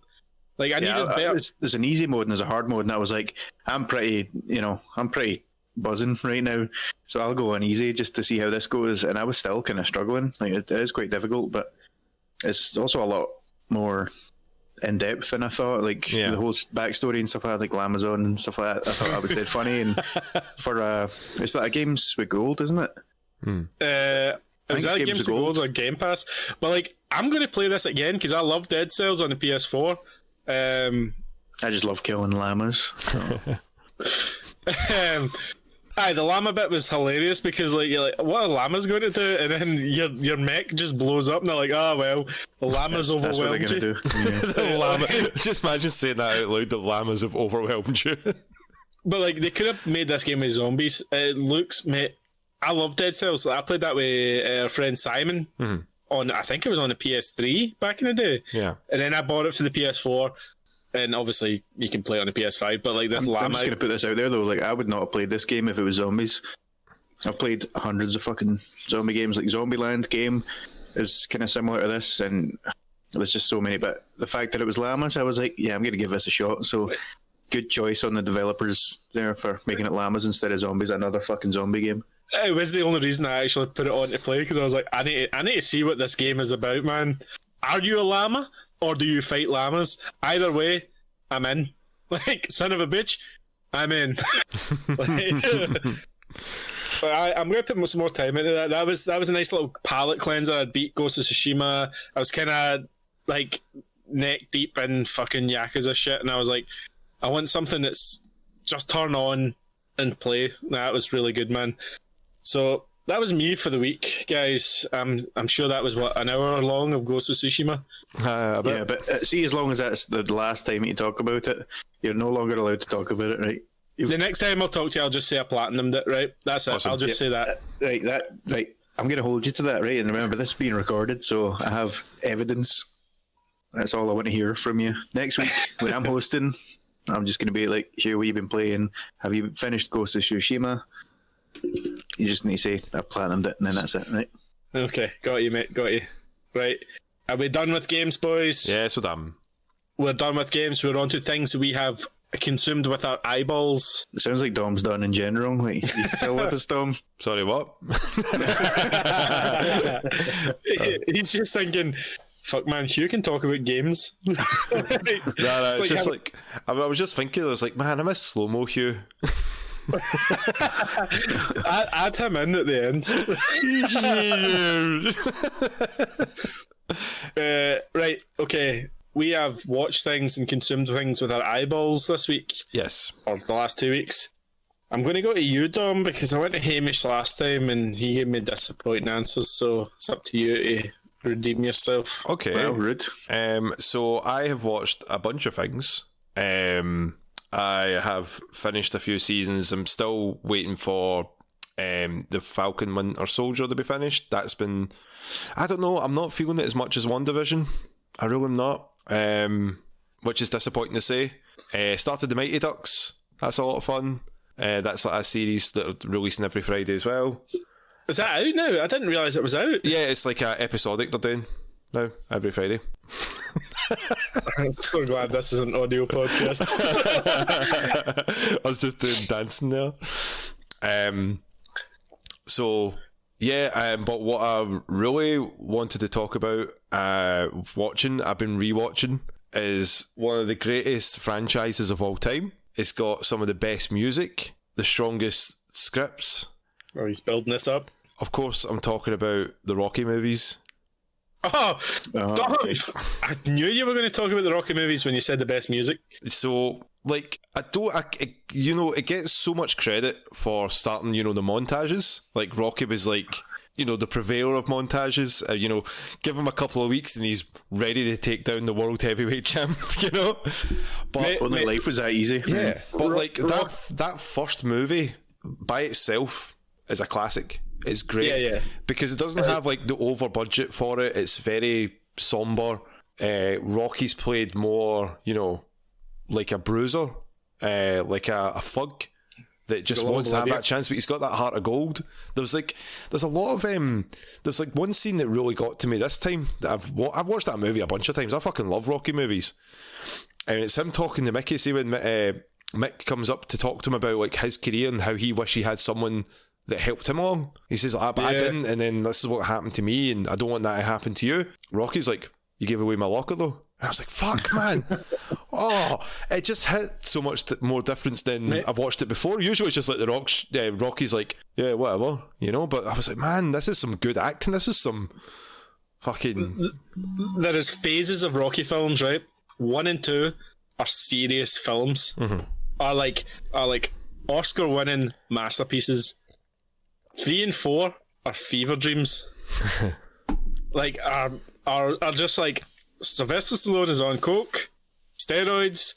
He's writing where the fuck he wants. He's fighting Hulk Hogan. He's fighting Hulk Hogan. He's fighting fucking Mr. T. He's fighting Dolph Lundgren. Like, and then you get Rocky 5 where everything crumbles. But like, one is just, it's just a really heartfelt character film about down on the luck people. Yeah, you were starting to sound like Sylvester Stallone there, Hugh. You were slowing right down. Yeah. Just keep it on. But yeah, like, no, but I think like through like even to like Creed 2, where you get like Rocky, I would love to still watch Rocky movies and have that sort of that drive. But I think it is that Sylvester Stallone, like, he's got such a way with like direction and words. I think like especially like Rocky Balboa, I've not seen that yet. I'm near the end of like I'm just on like Rocky 5 and I'm going to go into Balboa. Like, I remember when I watched that in the cinema, that was like first Rocky movie in the cinema, because I was like, oh man, I never got to watch them when I was younger because I couldn't go to the cinema and watch Rocky movies. But yeah, Balboa was a callback to the first one. Mm-hmm. Like, instead of being ridiculous, I know it's ridiculous at 55. I think he was even 60 at the time, but he said 55-year-old man fighting a heavyweight champ, blah blah blah. Like, the guy was out of shape or whatever. Yeah, but he's got heart, mate. He's got heart. Heart's on fire. Like, the whole story was an eye of a tiger. The whole story was had just meaning. One eye though. Just it had meaning to it. Eyes like, of the tiger. Like, see Rocky 1, 2, and 6, Rocky Balboa. They had meaning behind them. They had like a bit of like story. They had like, it was like a fable. Yeah, which one had the robot? 4. Happy birthday, Polly. 4 is insanity. We watched that, didn't we, together? And like we calculated that the film was about 85% montage. Like, it had a montage. It had a scene where Rocky and Adrian like made back up and they had a wee cuddle. And then there was another montage, like another training montage straight after that. And you were like, there was the montage that he had with Apollo going down memories. We're not indestructible. And it was like getting knocked out. There was no easy way out here. Oh man, what a montage that is. Do you know what's great about that? He filmed like 20 minutes of a film and then just montaged the rest of it. It's just like, pay me my money. One of my favourite moments though, it was in Rocky 4. See when he was doing like the Hearts on Fire montage? Yeah. And he's running up the side of the mountain. And it's like playing the theme at the end for it, and then what happens? The score comes in with like "Getting Strong Now" comes over the top of it, and I'm like, oh, it's so subtle. Mate, because it doesn't make an appearance in the whole movie apart from that one little bit before he fights Drago, and then he grabs the picture and you're like, oh, what a fucking movie. But they get you fired up, man. Oh, like, yeah, definitely. So motivational. Like, but I watched a bunch of them, and it's just been nice to have something that, it's not nothing that's new. I've seen it a bunch of times before, but you remember, you think, you go, oh man, like, those movies are cheesy. They movies didn't have much substance. It's cause you just remember. You remember Mr. T, Hulk Hogan, you remember Drago, you remember all the goofy shit, but you forget that they first two movies are great. Like, yeah, they're phenomenal. Yeah. acting all round, and then Balboa, obviously, when that was like, I always remember the moment where he's talking about Adrian when he's fixing the light bulb bit, and he says, "I can always see her there, Polly," and you could see like the CG'd her in from like the original movie there, but as a ghost, and you're like, "Fuck, damn Rocky, right in the heart." I know, man, it's so good. Like, Rocky's coming up for its 50th anniversary soon. Like, I think it's 50's 2026, and I think Rocky's still see Rocky is what every martial arts film that came after it wanted to be. Mm-hmm. Like everyone, like Karate Kid and all that, they based off Rocky. Yeah, like I just don't think that there's been a better boxing film. Raging Bull was excellent. Raging Bull was amazing. Southpaw was pretty good. yeah. Southpaw was pretty good, but it wasn't. I got you right in the feels at the start as well. That cheated though. Rachel Hamish. McAdams just dies, and you're like, oh, fucking hell. Yeah, I know. I watched that film and I was like, oh, a lovely family. Oh my god. yeah, tragedy. I know. Have you seen, though, that Stallone has basically said, like, nah, I'm not doing the next Creed, I'm not going to be in that? Yeah, No, it's because he passed it on. He passed the torch. Like, that's it. Ah, but he's not going to shown up. well, there's not much that he can do. Like, if you think about it, the only person that he kind of had any affiliating to was Drago, because like Paulie is gone now. Like he was dead in Creed 2. Spoilers. Yeah.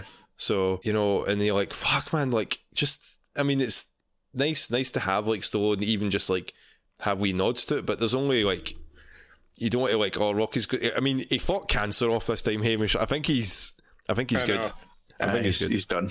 Let the man retire, Hamish. I mean, it could have literally just been him in the crowd, you know what I mean? And then just a wee wink at the end, when He's like, hey, he yo. wins again. Now he's just a big fucking shark instead. I had no idea what you were talking about, and then I went, oh, the Suicide Squad. King shark, mate. Oh, but apart from the Rocky movies and getting the feels on for that, I've seen that Final Space, the new season of that, is out. I was going to start watching that, but see, because I've got so much that's going on. We never asked you what you were going to watch, Tom. We asked you what you watched. Yeah, again, that's why I was going to lead into something else, you asshole, before you interrupted me. No. I have to get the asshole bit in. Come on, I'm the dickhead in this podcast. You can't do it right, Yeah. You just come out mean, or meaner. Watch some more of the Solar Opposites just to wrap that up, because again, as I said, like the last couple of weeks ago, I think I was saying the last few weeks, that I started watching it. I was like, I'm not sure if I'm liking this. I'm still kind of on the same boat, but it's again, it's got its moments, but I'll probably be wrapping that up soon in the next week or so. I've got a couple of days off, but apart from that, man, nothing else. Right, Dom, thanks for telling us what you watched. Hamish, what have you seen? Keep it NSFW, PG-13. Keep it not safe for work. Warn us if it's not safe for work. All right, okay. The only thing I've seen a couple of things actually. Take that back, but one of them was forgettable. I finally watched the Snyder Cut. It's just, I don't know, I just felt pointless. Maybe if that came out first and it was setting up this whole, universe, the dark side and all that, fair enough, but that ship has sailed. Time's passed. Mm-hmm. Yeah, that's kind of how I felt, man. I was kind of like, yeah, it's interesting we're getting to see it, but... Remember you were slagging off Gal Gadot? Yes. You heard about the whole Joss Whedon thing? Oh. Yeah, he intentionally did things to slag her. I'm going to make you look awful. I'm going to make you look bad in this film. What a piece of shit. Joss Whedon's done a lot of stuff lately that people dislike him for. Yeah. He's done a lot of stuff to like female actresses, just actresses, guys. He's done a lot of actors. Stuff aye. Just to actresses. To women. Like, you can say it to women. I know. I don't know why I'm making it such a big... But he's done things to women like that have like made people like look at him and go, so everything you said about like, equality and like feminism, that you were lying just to look good? It was like... he was slagging off Patty Jenkins that directed the Wonder Woman films and stuff like that. And Patty Jenkins is a talented director as well. Yeah. It's just weird. I don't get Joss Whedon... The thing I don't get about Joss Whedon is he made Justice League bad. He didn't make it good, he made it bad. That's like the same. You just said the same thing. He didn't make it bad. He made it bad. Not good, like something that was good, but he made it bad. What I'm trying to say is not good. There was material there. There was material already there to make it a good film. Yeah. he made it materially worse than it needed to be. He wanted it, like, he shot it in a way that he felt was funny to him, or he felt there was a way that he seen it rather than to what was presented. He's like, well, I didn't shoot that, so therefore I think it's shite, so I'm going to go and do it my way, because I'm here now as the director. He's the quip master general, right? Everyone has to quip. And it works sort of with the MCU because it was trying to do that kind of like funny. There needs to be a baseline for that. You know what I mean? Like it can't just come out of nowhere. You know, that needs to be established beforehand. But yeah, look. But anyway, I saw that. That was not interesting. Yeah, not everyone can be we've Tony obviously talked Stark. about it. Not everyone should be Tony Stark. Yeah, no one except Robert Downey Jr. should be Tony Stark. Yeah, so you don't really want to talk about it. You just think it's. We've already talked about it, and I've not really got anything to add. Same kind of. Yeah, you've seen it. It was, it was what it was. It was a thing. Yeah, exactly. It was precisely a thing. Yeah. Right, cool. It was genuinely okay. Genuinely okay. Yeah, it was all right. I mean, 4 hours was a bit long. Darkseid was cool, but you didn't really see much of him actually doing anything. Superman in the black suit was badass, but Ares fucked Darkseid up, man. Yeah, that was quite cool seeing that. Was that wasn't in the original, was it? No, it wasn't. That's actually more interesting. I'd like to see those characters. Yeah, yeah, back in the day. Yeah, first time Darkseid tried his bullshit. Show me Zeus and Ares taking out Darkseid. I want to see that stuff because the Superman and Batman and Wonder Woman, I've seen that. It's not that great. Yeah. Anyway, go on. So today, it just came out today. So I watched Thunder Force. Melissa McCarthy. Yeah. It's just her new film with Octavia Spencer. Basically, just a superhero comedy thing. Yeah. There's like some big accident, and it makes superpowered people, but only those that are predisposed to have like psychotic or what's the other word? Basically, just bad people. It makes them superpowered, so they become like super villains. But so there's no actual superheroes. Oh, that's bad. yeah, that's dark. But then Octavia Spencer, she's like the smart one, and then when she grows up, she makes a way of making superheroes. Melissa McCarthy becomes superpowered along with her. It's all right. It's funny enough, a few laughs, but it's just another Melissa McCarthy film. If you've seen any of them, you'll know exactly the kind of humor in it. You know. Mm-hmm. Yeah. I feel bad for her because like she gets a bad rap because like the last couple of movies that she's been in comedian wise, they've been kind of trash. I did hear that she was doing that. There was supposed to be that mad serious one that she was supposed to do. Like she was doing like Melissa McCarthy was doing like fraud or like pretending that she was being this author that had died and was like plagiarizing his work and tried like there was a whole thing like that she was supposed to be really good in. I don't know if like that came out, but yeah, the last couple of funny movies she's supposed to be in have been. She reminds me of like basically a kind of Will Ferrell. It's like you know exactly where you're going to get if you see one of her films. You know what I mean? And there's nothing wrong with that if that's the kind of thing that you like. Then that's fair enough. But it was okay. You know, it was genuinely okay. No, it was. It was funny enough into the ground. Yeah, there were some funny bits and stuff like that, but mostly I've been watching on Disney Plus that they've added the Stars thing. It's a show that I watched ages ago. My Name is Earl. You guys ever watched that? Oh yeah, I've watched that, man. That's such a good show. Brilliant, man. I love it. It's really, really well written, really clever. And then, you know, obviously got me thinking like, oh, maybe I should make a list of all the bad things I've done. And I was like, nah, I don't have enough paper. Like, that's not going to happen. I do like the concept of that story though, where it was just Errol just like with for karma because he just sort of understood that, like, because that's all on Disney Plus now, as well. Yeah, is that what you're watching? I'm watching it. Yeah, it's. Oh my god! What the hell was that? It was a sync of the sync of league, mate. No, it's fucking hell. It's a show I love, but obviously it ended abruptly. Basically, is it Greg Garcia, the creator? He asked whatever studio it was, Fox, NBC, where it was, or where was it on? It's a Fox, right? So are we definitely getting another season after this? And they were like, yeah. Okay, and they were like, right, cool, because I've got an ending in place. So if I'm going to get cancelled, just tell me, and then I'll just use that ending. No, you're definitely getting another season, and then they obviously didn't. And he had like this perfect ending in his head, and it would be he would run into someone who, after hearing about Earl and what he did, made their own list, and there was like other people that started doing the same thing. So he thought, Earl was like, well, I'm finally, that's, with all of these people, they're making enough goods. I'm done. So he throws away the list, which would have been a nice ending, but obviously they fucked him and cancelled him when they said they wouldn't, which is shit. Because they ended it in, like, have you rewatched the whole seasons of it? Because I can remember the ending of My Name Is Earl, which was like his dad was back in the picture. I'm only on like season. I say only. I think I'm on season 4, which I think is the final season. I think he's made up with his dad and all that. Yeah, and they abrupted it like very strangely, and you're like, fuck, like. And again, that's coming from Fox directors just going, if again, that's what happened with BoJack Horseman as well. They were like, they said, oh no, we can go as long as you want, and then he's like, well, let me know if you're going to cancel us. But they didn't let him know until like near the end of it. Like, they're like, well, we're already in production for this other season. We're going to have to sort of cut the legs off of this now. Yeah, so it's just like just man up and tell them like, nah, I think we're done with you, But because maybe it's a case of like, if we tell them that we're cancelling them, they're not going to put the effort in.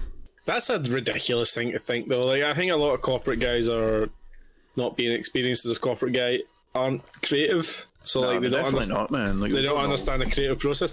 You might see My Name Is Earl come back as a TV show or a streaming movie, man. Like, you might see it. Like, I know that a movie would be perfect. Like, but I know that in the past there's been Kickstarters and stuff like that. Like, oh, let's have another season. But that was years ago. Like before all the whole like Netflix picking up things like Arrested Development and doing more. And Lucifer.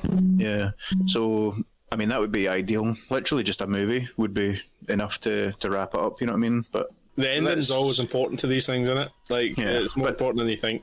That's obviously to say that, all the actors want to return. Ethan Suplee, for example, who plays Randy, he's ripped now. He's going to look different there. Yeah. They'll probably just make a wee funny comment about that and then just leave it, you know what I mean? But yeah, they'll do like they did in Parks and Recs with Chris Pratt, yeah, where he just came out, he just stopped drinking beer. Yeah. That's the thing, Hamish, man. Like, I just switched to vodka. So, My Name Is Earl. You've watched 4 seasons. You're nearly at the end. I'm nearly at the end. Yeah. Are you getting sad? I'm always sad. Yeah. I mean, about the show. Yeah, like like you were saying about Ghost of Tsushima. I always get sad. I know I can't say it right. Okay, shut up. None of us can say it right. It's fine. Tsushima. Tsushima. Yeah, I know. I always get sad at like the end of shows and stuff like that. It's like, I've got a friendship with these people. Like, got proper into this or games as well. You know what I mean? So, but I'm sure I'll find something. I've not actually went back and watched any more of Winter Soldier and Falcon and Winter Soldier. Whatever way around they go that one.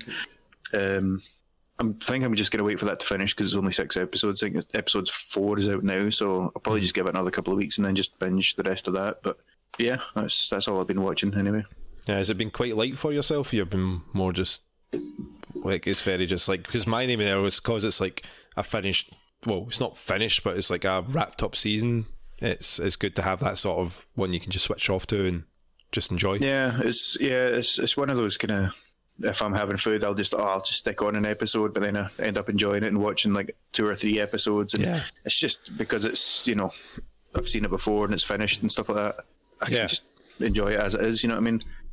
Nice. Yeah, let's just let us know how you feel when it finishes without an ending properly, right?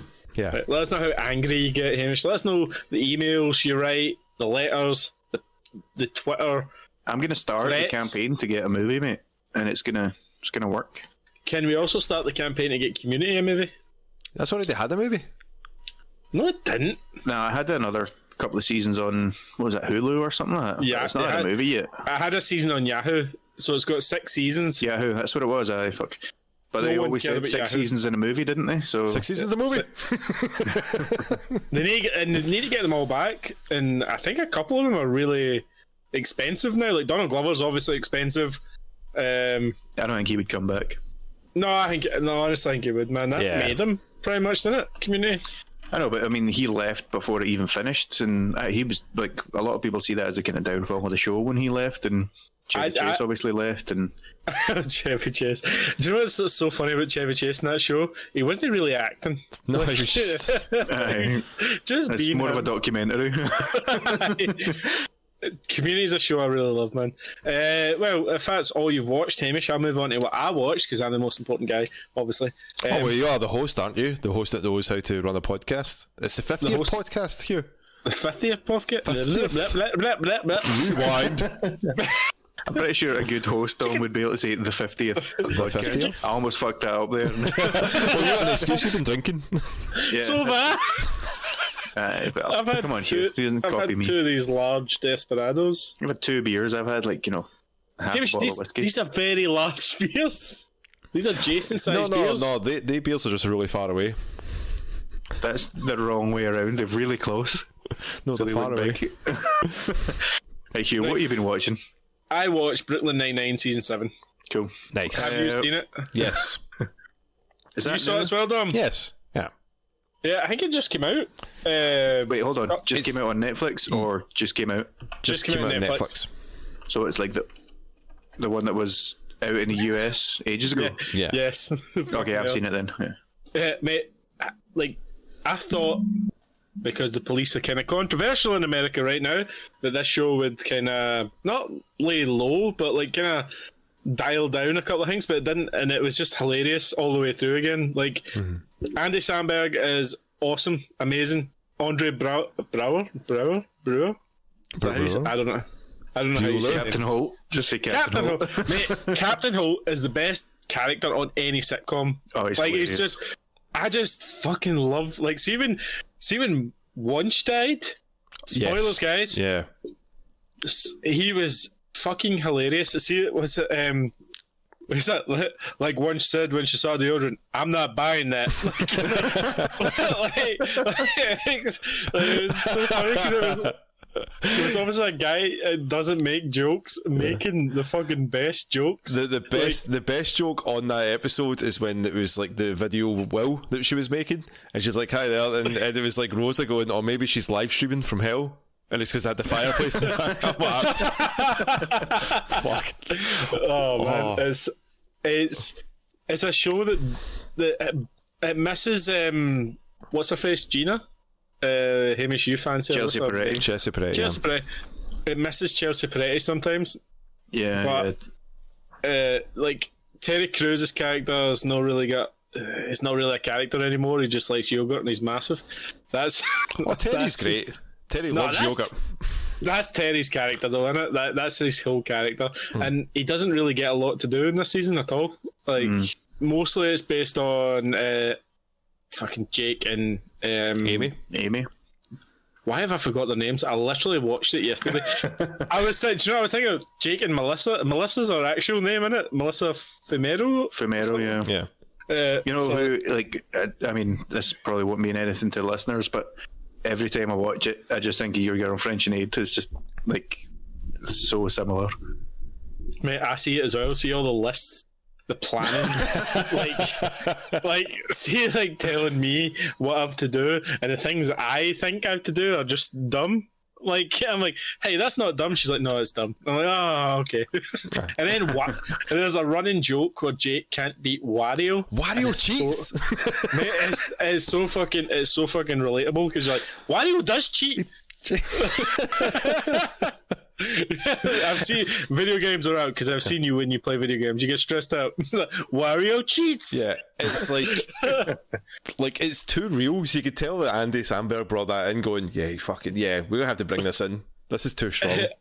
I think it's the last episode or one of the last episodes he's talking to like a bad guy, and the bad guy is like, "You can't beat Wario. You just tap, and then something happens." And then he's like, "Tap what?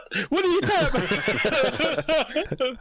Yeah, it's just so good, man. Like, it's one of them shows like My Name Is Earl or It's Always Sunny in Philadelphia. It's like bite size, hilarious. You can put on any episode and just relax and watch it, and it'll be funny as fuck. Yeah, Hitchcock and Scully, man, what a fucking pairing that is. Like, see when they go to get the new vending machine, and like this one makes pizza, and they've got like a presentation, and they've never tried so hard for something in their whole life. Oh my god! I mean, like, I think like with Brooklyn Nine-Nine, it's one of those shows that you could watch any episode, as Hamish says, but it's one of those ones. I don't think you could watch episode by episodes back to back to back and keep watching it. I think you could get kind of bored of the premise quite quickly. When it has the same kind of thing happens in every episode, like it's very formulaic, you know. So yeah, I see what you mean. Like you would get a wee bit bored about it, but yeah, they've got some killer jokes in it, and I'm so glad it's hit over the 100 episode mark as well, because that means it's syndicated, and that means that they'll fucking like, Terry Crews that's his retirement TV show now.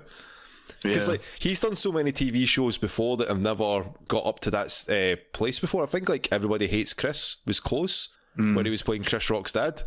That wasn't a very good show though. Oh no, he was brilliant in that because he was just playing like a cheapskate. That was actually pretty good. But there was the one joke that was in that show that I fucking loved, where his wife is Chris's mum finds out that his dad's got a credit card. Right, and he was like, he's always so tight with money. How has he got a credit card that's like 10 grand on it? You know, he's not told me about this. Is a secret credit card. And when he brings it up, she's like, "How dare you? Like, we're struggling with money. We've got all this, and you've got a 10 grand credit card sitting there." He's like, no, you don't understand. They kept sending me it and they kept putting up my limit.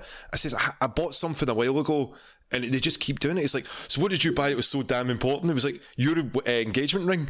And he says, it says, what was going through my dad's head? And it was just Terry Crews being Terry Crews dancing. I gotcha. But he just came across and just like, okay, yeah. But in his head, he's like, I fucking got this. Fucking got it. Have you seen about the person that wanted to use Terry Crews' face as that character on her credit card? Your stern look, like angry Terry, and she was like, I really want to use this face on my credit card. You know, the companies that let you put whatever image you want on it. Yeah. Just to stop me, to discourage me from spending money every time I take it out.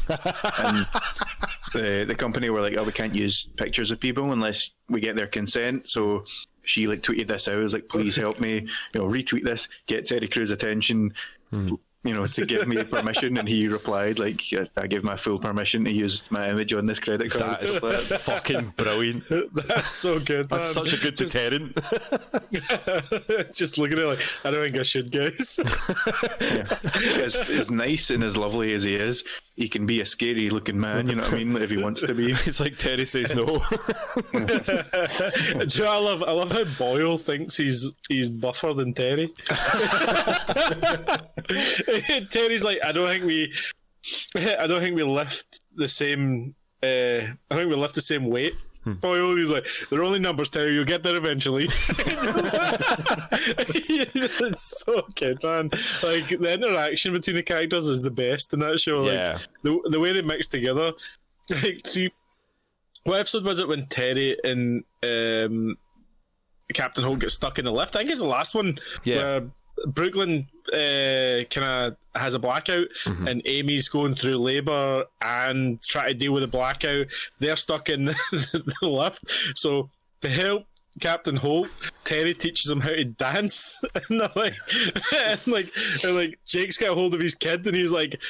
They're like, oh, kid's beautiful, and they're like, oh, Captain Holt danced in the lift to this twerking song. He's like, Amy, take this child. I need to see this video. Like, it's just what a show! Like, it's just a great show. I'm kind of sad that next season is the last season. Yeah, but I mean, at least they get to end it their own way. Like similar, like we were talking about with My Name Is Earl. They know what's coming this time. They were obviously cancelled before, and then thanks to the fans, they got it renewed. How crazy is that? Like, how do they cancel such a popular show? I don't know. Like sometimes it's some of the most amazing shows that get cancelled, and you're like, what is the thought process behind that? I think it's an American thing. It's like they watch, like, they get boxes they send out to certain households, and they decide kind of what goes on and what's televised. Like, there was a whole, I'm sure it was like a whole Family Guy episode or there was another TV show that talked about it. And people were like, I like this kind of show, so I'm going to watch it all the time. So then they make more of this type of show and fuck everything else. And I think that's the reason why, because this is all American TV It's the shows. Nielsen ratings. Yeah. Aye. So they don't take into account streaming whatsoever. No. This is Family Guy have made quite a few jokes because they've been cancelled like 3-4 times or however many times it's been. They've made quite a few jokes about, getting cancelled and stuff like that. Yeah. But then, Right, like, guys. it's terrible. Family Guy now. Yeah, Family Guy's ran its course. Yeah. Like The Simpsons. Just let it die. Just let it die. Peter. Well, let this, Lois. Peter. That's it. That's a we're going family. to let this part die. Right? We're going to move on to 2 movies that I've watched. I How watched. very dare you? I watched the Little Things, which is a film with Denzel Washington, Rami Malek, and Jared Leto. It's about a murderer in the 90s and 2 detectives. Well, one detective and one sheriff trying to figure out what's going on, and it's got a kind of ambiguous ending. It's so. Like, it's got a really good performance with Rami Malek, who plays a really weird detective. Like, Rami Malek. Jared Leto the killer, I'm assuming. Yeah, and, like, you know how Jared Leto is one of the most attractive men on this earth, right? Is he though? Yes. I've I've never heard of him being attractive. Like, I've never heard anyone say like, "Oh, he's an attractive man." But okay. I've heard that. Like, have you not seen Fight Club? They talk about it. He's Angel Face. I suppose, yeah, true, yeah. Well, That was a and long time ago, though. he's weirdly ugly, and you can't figure out how. Like, you can't really. Are you figure- sure that you didn't just like get to a dark part in the movie and you saw your reflection on the screen? No, Hamish. That was good. No, because Jared Leto had long hair. Oh, nice. So Rami Malek plays this young detective. Denzel Washington plays the old grizzled detective. It's set in like 1990, I think it's set in. So there's a bit of 90s and 80s nostalgia there. It's really good. There's a bit of a weird ending. I don't want to ruin it for you, but like, he won't come out of it feeling satisfied, if you know what I mean. Like, left wanting more? Like, is there going to be a sequel or? No, Want definitely to be not. that way? There's definitely not going to be a sequel. But Denzel's actually so good at playing a grizzled veteran of everything now, isn't he? Denzel's good at playing anything, mate. Let's be honest. Denzel's brilliant. Yeah, and Rami Malek just plays a weirdo constantly. Like, just can't play anything but a weirdo. It's just a skill that he's got. But that was a great film. Do you know when I found out about these films? I went on YouTube and just searched for trailers. And there's these like videos that are like an hour long with like every trailer from 2021, and every film that I was interested in, I just like wrote it down. I was like, I'll buy that. Almost got yourself caught out there, Hugh. Good save. I know. That was a good save. But you guys know the biggest, and I mean the biggest event in cinema this year? Black Widow. No. Jaws. Hamish's forehead. I mean, that's the biggest, by size. Like, My nose. I've actually got a part-time job as a projector screen. Fucking hell. That was funny. That was good, man. Well, I don't know how I can top that. So it's Kong versus Godzilla. Oh, that's right. Right. Hamish, stop rolling those eyes of yours. Those pretty That's blues. not the biggest thing in cinema this year, no chance. Have you seen the size of them? Yeah, but they're all the same on that screen, mate. on his It's only forehead. so big. The massive Kong is a massive monkey, mate. You will enjoy it. He's a huge I think monkey. you'll find he's an ape, actually, but Look, Hamish, don't ruin this. I'm not just correcting you because you're wrong all the time. Look, the giant monkey, right, fights the giant lizard on an aircraft carrier. That's just silly. My brain was actually going like this, like, I don't know how to process this. Is this real? Is this a video game? Like, I was like, no, brain, this is a film. And I was like, no. Because, like, it looks so real now, like, the CGI is so, like, crisp and nice, and I bought it in 4K. Does it look like, normal 50-foot lizards and apes that you've seen in real life? Does it look that realistic? 50 foot, Hamish. Well, I don't know, they're big. 200 feet?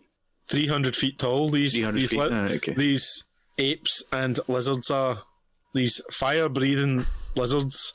It's it just was weird. See if you watch it, the kind of uncanny valley thing that you've got going on with like CGI and real footage, you'll be like, no, like my brain, like I honestly had a little bit of like a moment during the film where I was like, this looks too real, but I know it's not real. Out.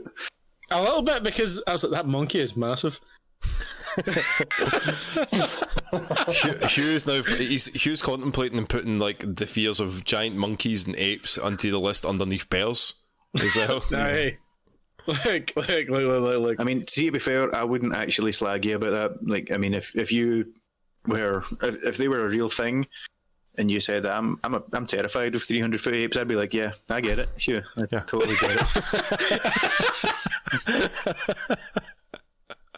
Like, as a totally rational thing, look, if they're 300 feet, that's fine. Be scared of them. Yeah. I just less than 300 feet.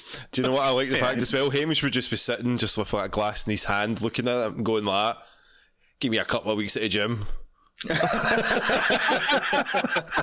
So I could claim that monkey, you know. I'll fucking shadow the Colossus its ass. Yeah, punch it in the back of the head. I'll be done. You do that, and you just see it just goes up. It just crushes him, hand in the back of the head. I like that you think that I could actually climb all the way up it, Dom. Like, you think I would get that far? You'll get probably by the shin and then just like have a smoke and then just like, fuck it, it's too much. Hugh said he could do a hill, I could climb an ape. A mountain, Dom. A mountain. I didn't say I could do it, I did it. Yeah, that's what I said, like, Hamish could. Can you guys guess what the worst part of this film is? All of it. Was it the humans? It was the humans.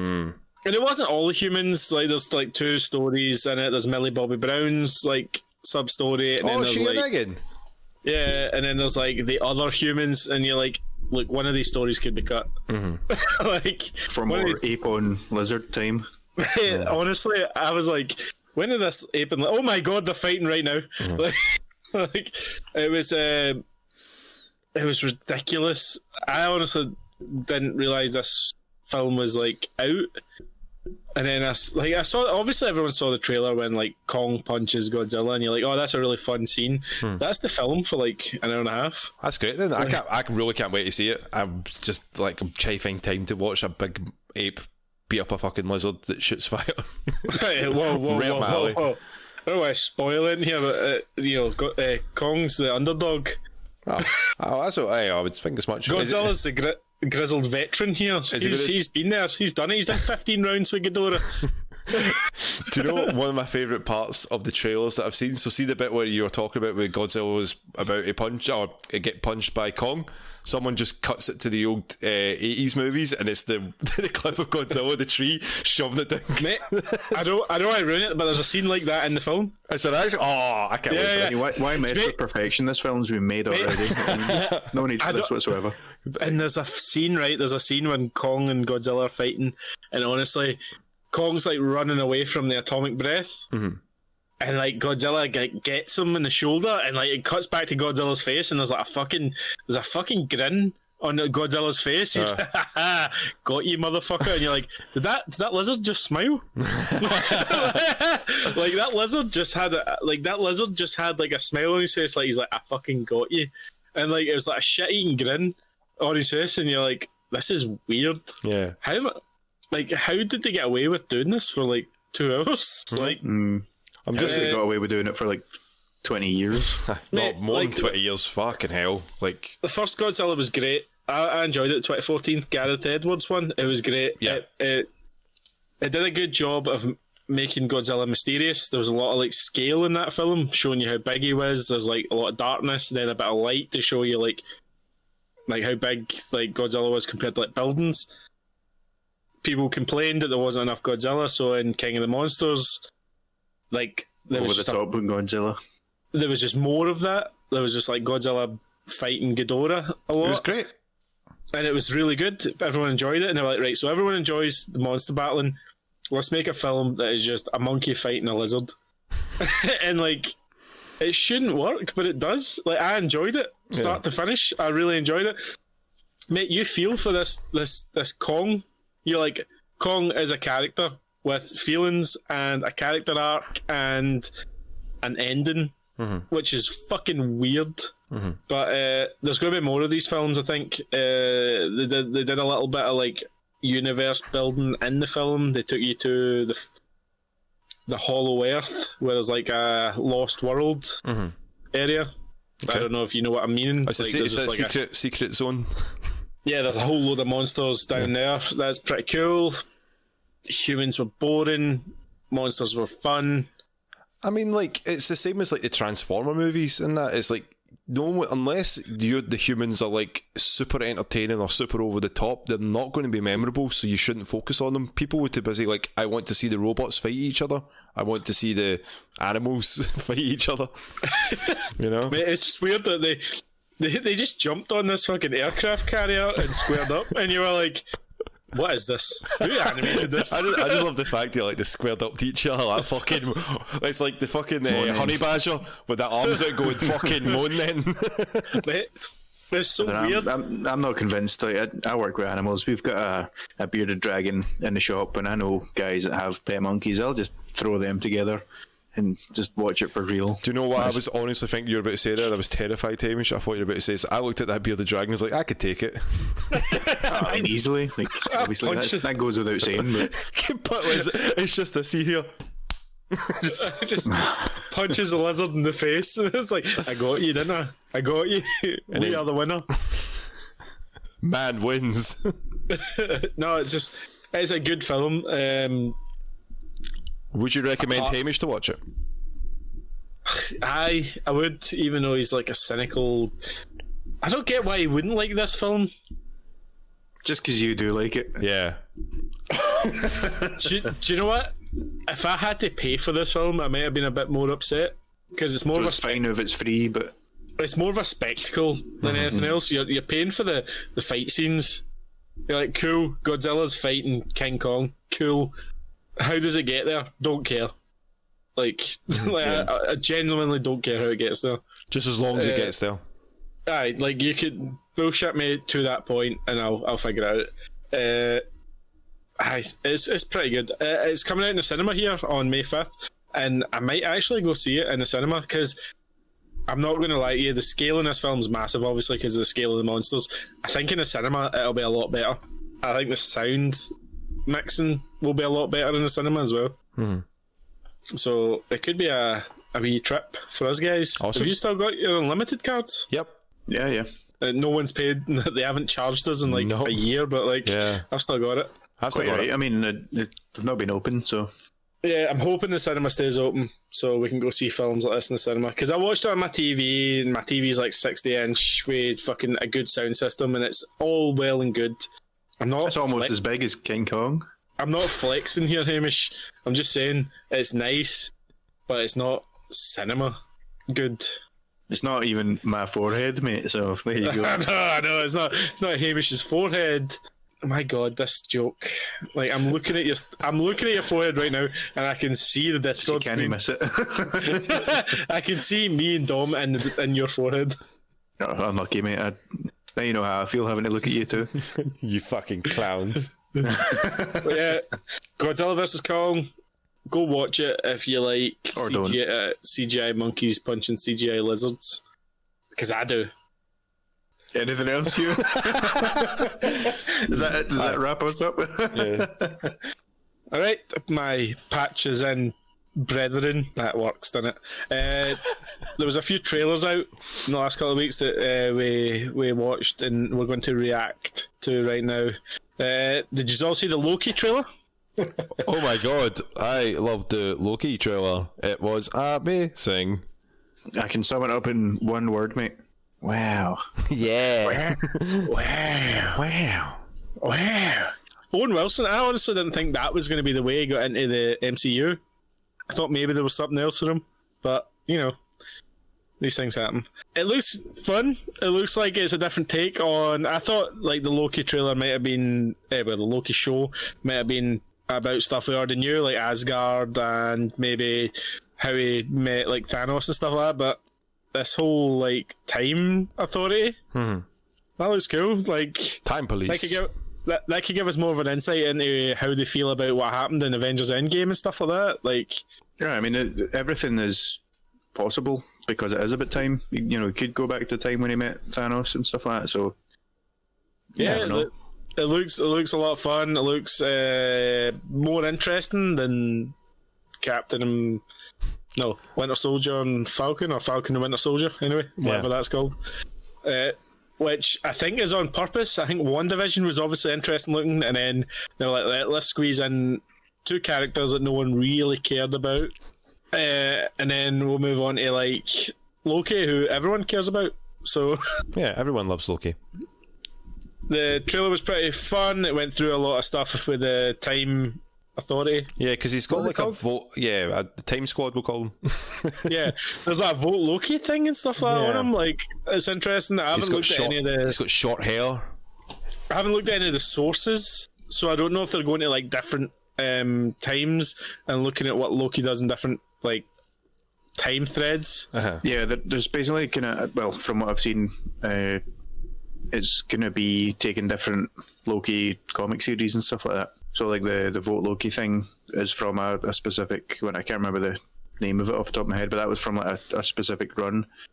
So it's basically, which is quite a good way of doing it, because over the years there's been so many comic runs where, you know, they don't really connect, they don't make sense together, but yeah, because of the base of this, you can kind of go all over the place. So it's a neat way of tying everything up. Yeah, I'm looking forward to it. It's out in June, so we'll get more information probably before then, but I want to see what Owen Wilson's character's like. I want to see if he's got powers. I want to see if he can, like, what his play with Tom Hiddleston is back and forth. That might be a lot of fun.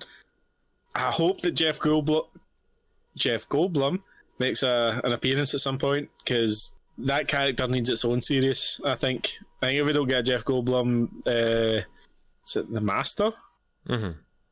Series, then this has all been for nothing.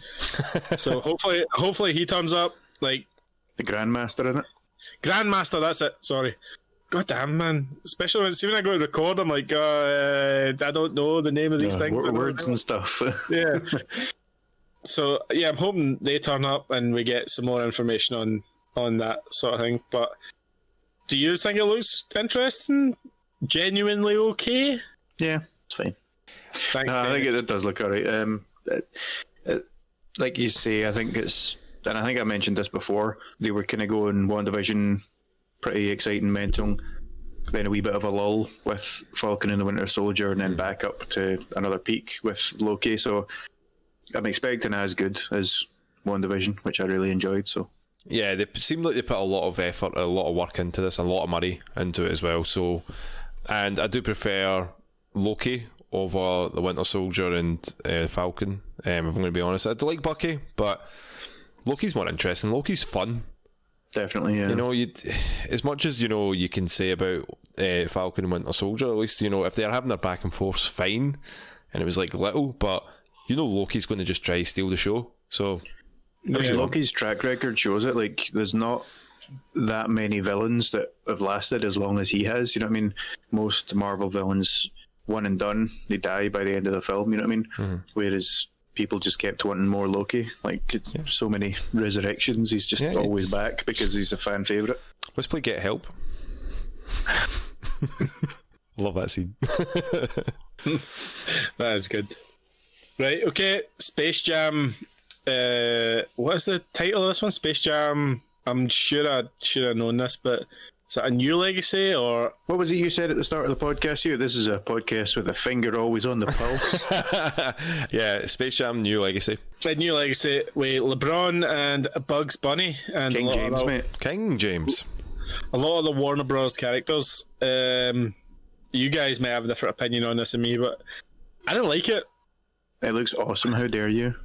Go watch your fucking lizards and monkeys fight. I will. Like, I don't like 3D animation that much. Oh yeah, so why are you watching? Were those real monkeys and real like lizards fighting? What do you mean you don't like 3D animation? They're That's not real to you.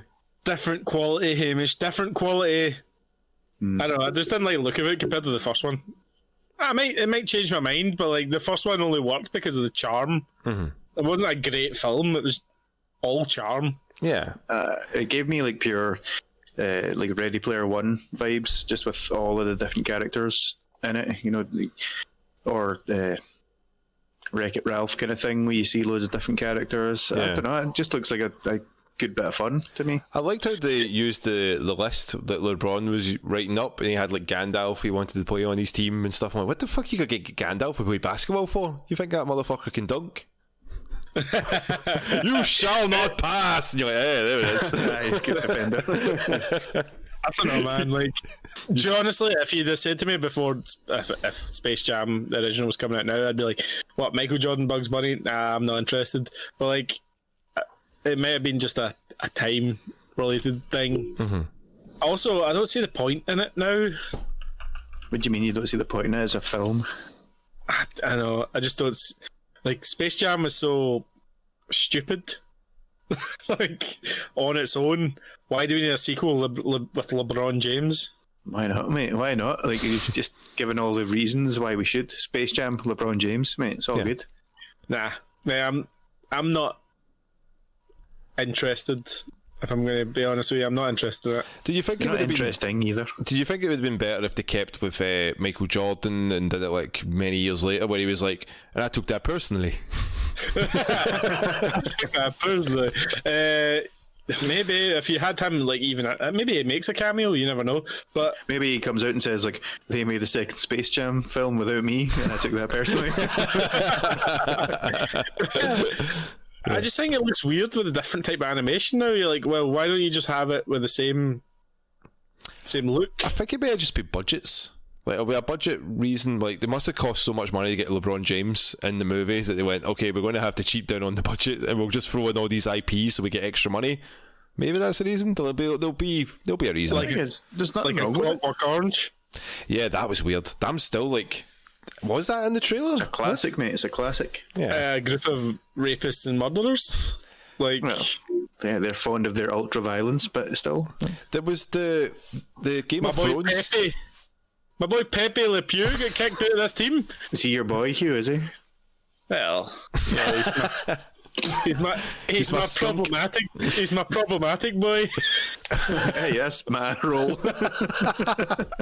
are the Pepe Le Pew of this podcast. Let's not go there. Like, I'm gonna make some art with you as Pepe Le Pew. Nah, don't think you will. Hamish took that personally. Well, it did make like 250 million. Budget was 8 million the last time, so maybe the budget's been jumped all the way up, and it's like, yeah, we're going to have to try to do something. But do you know what I felt really bad about this is that Hugh, Hamish, I don't know, do you know what one of the longest living websites were on the internet?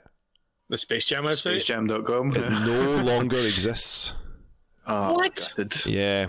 Oh, I remember that. That wasn't like updated for like years and years and years. That was like the original one. Yeah. It was like Yeah. HTML1. It was like Web 1.0. Yeah. It's gone now. It's gone because a new It's legacy. like our website, Patchlings.com. But yeah, so that's the only thing that's made me sad about it. So there's the budget there, 161 million they put into this one. I do like the Toon Squad's new uniform. I like that. That looks cool. Was it? The original was 8 million, and this is 121 million. 80 million, and this is double that.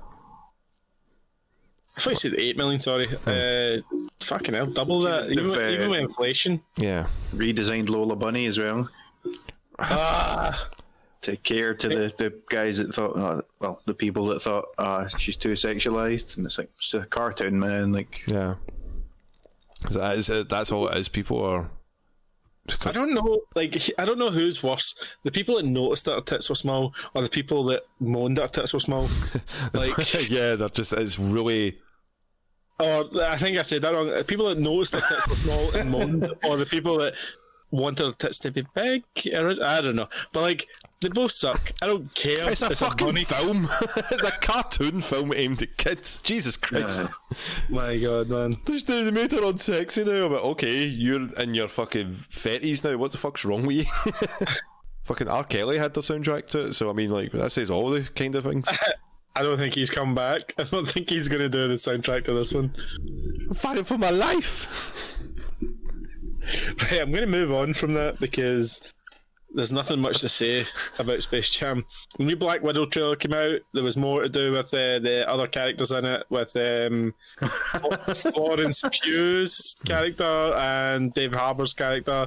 I think he plays the Iron Man bad guy in it, doesn't he? The Russian guy in the suit. Russian.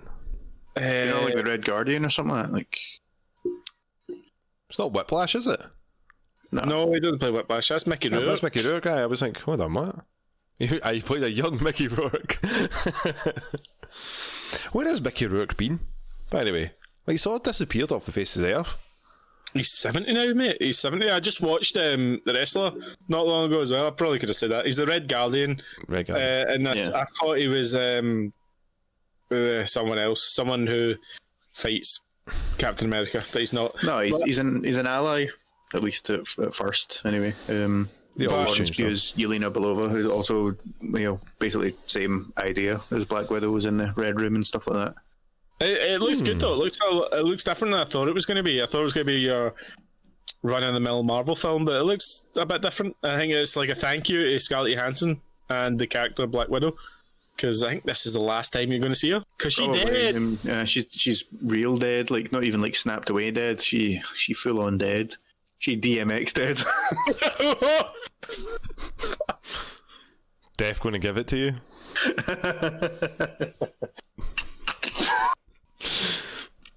I don't know if we can leave that in. Of course we can. He's dead, that's a fact. Oh shit.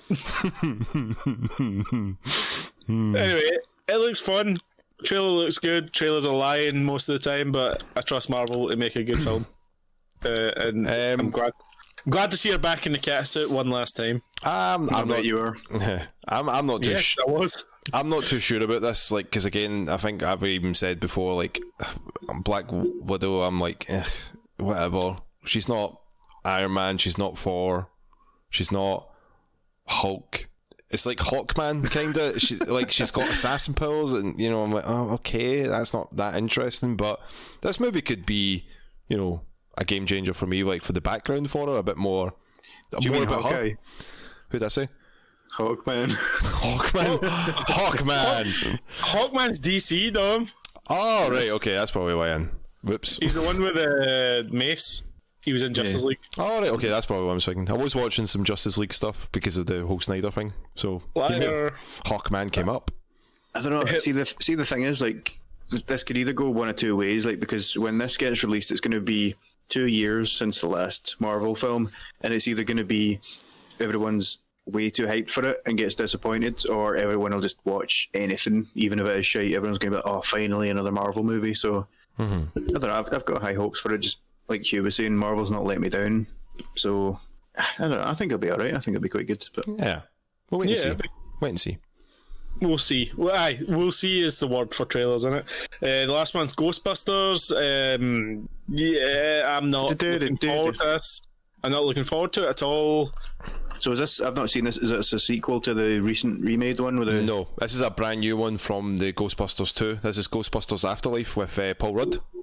Yeah, it's Peter Venkman. Oh no, who's the other guy?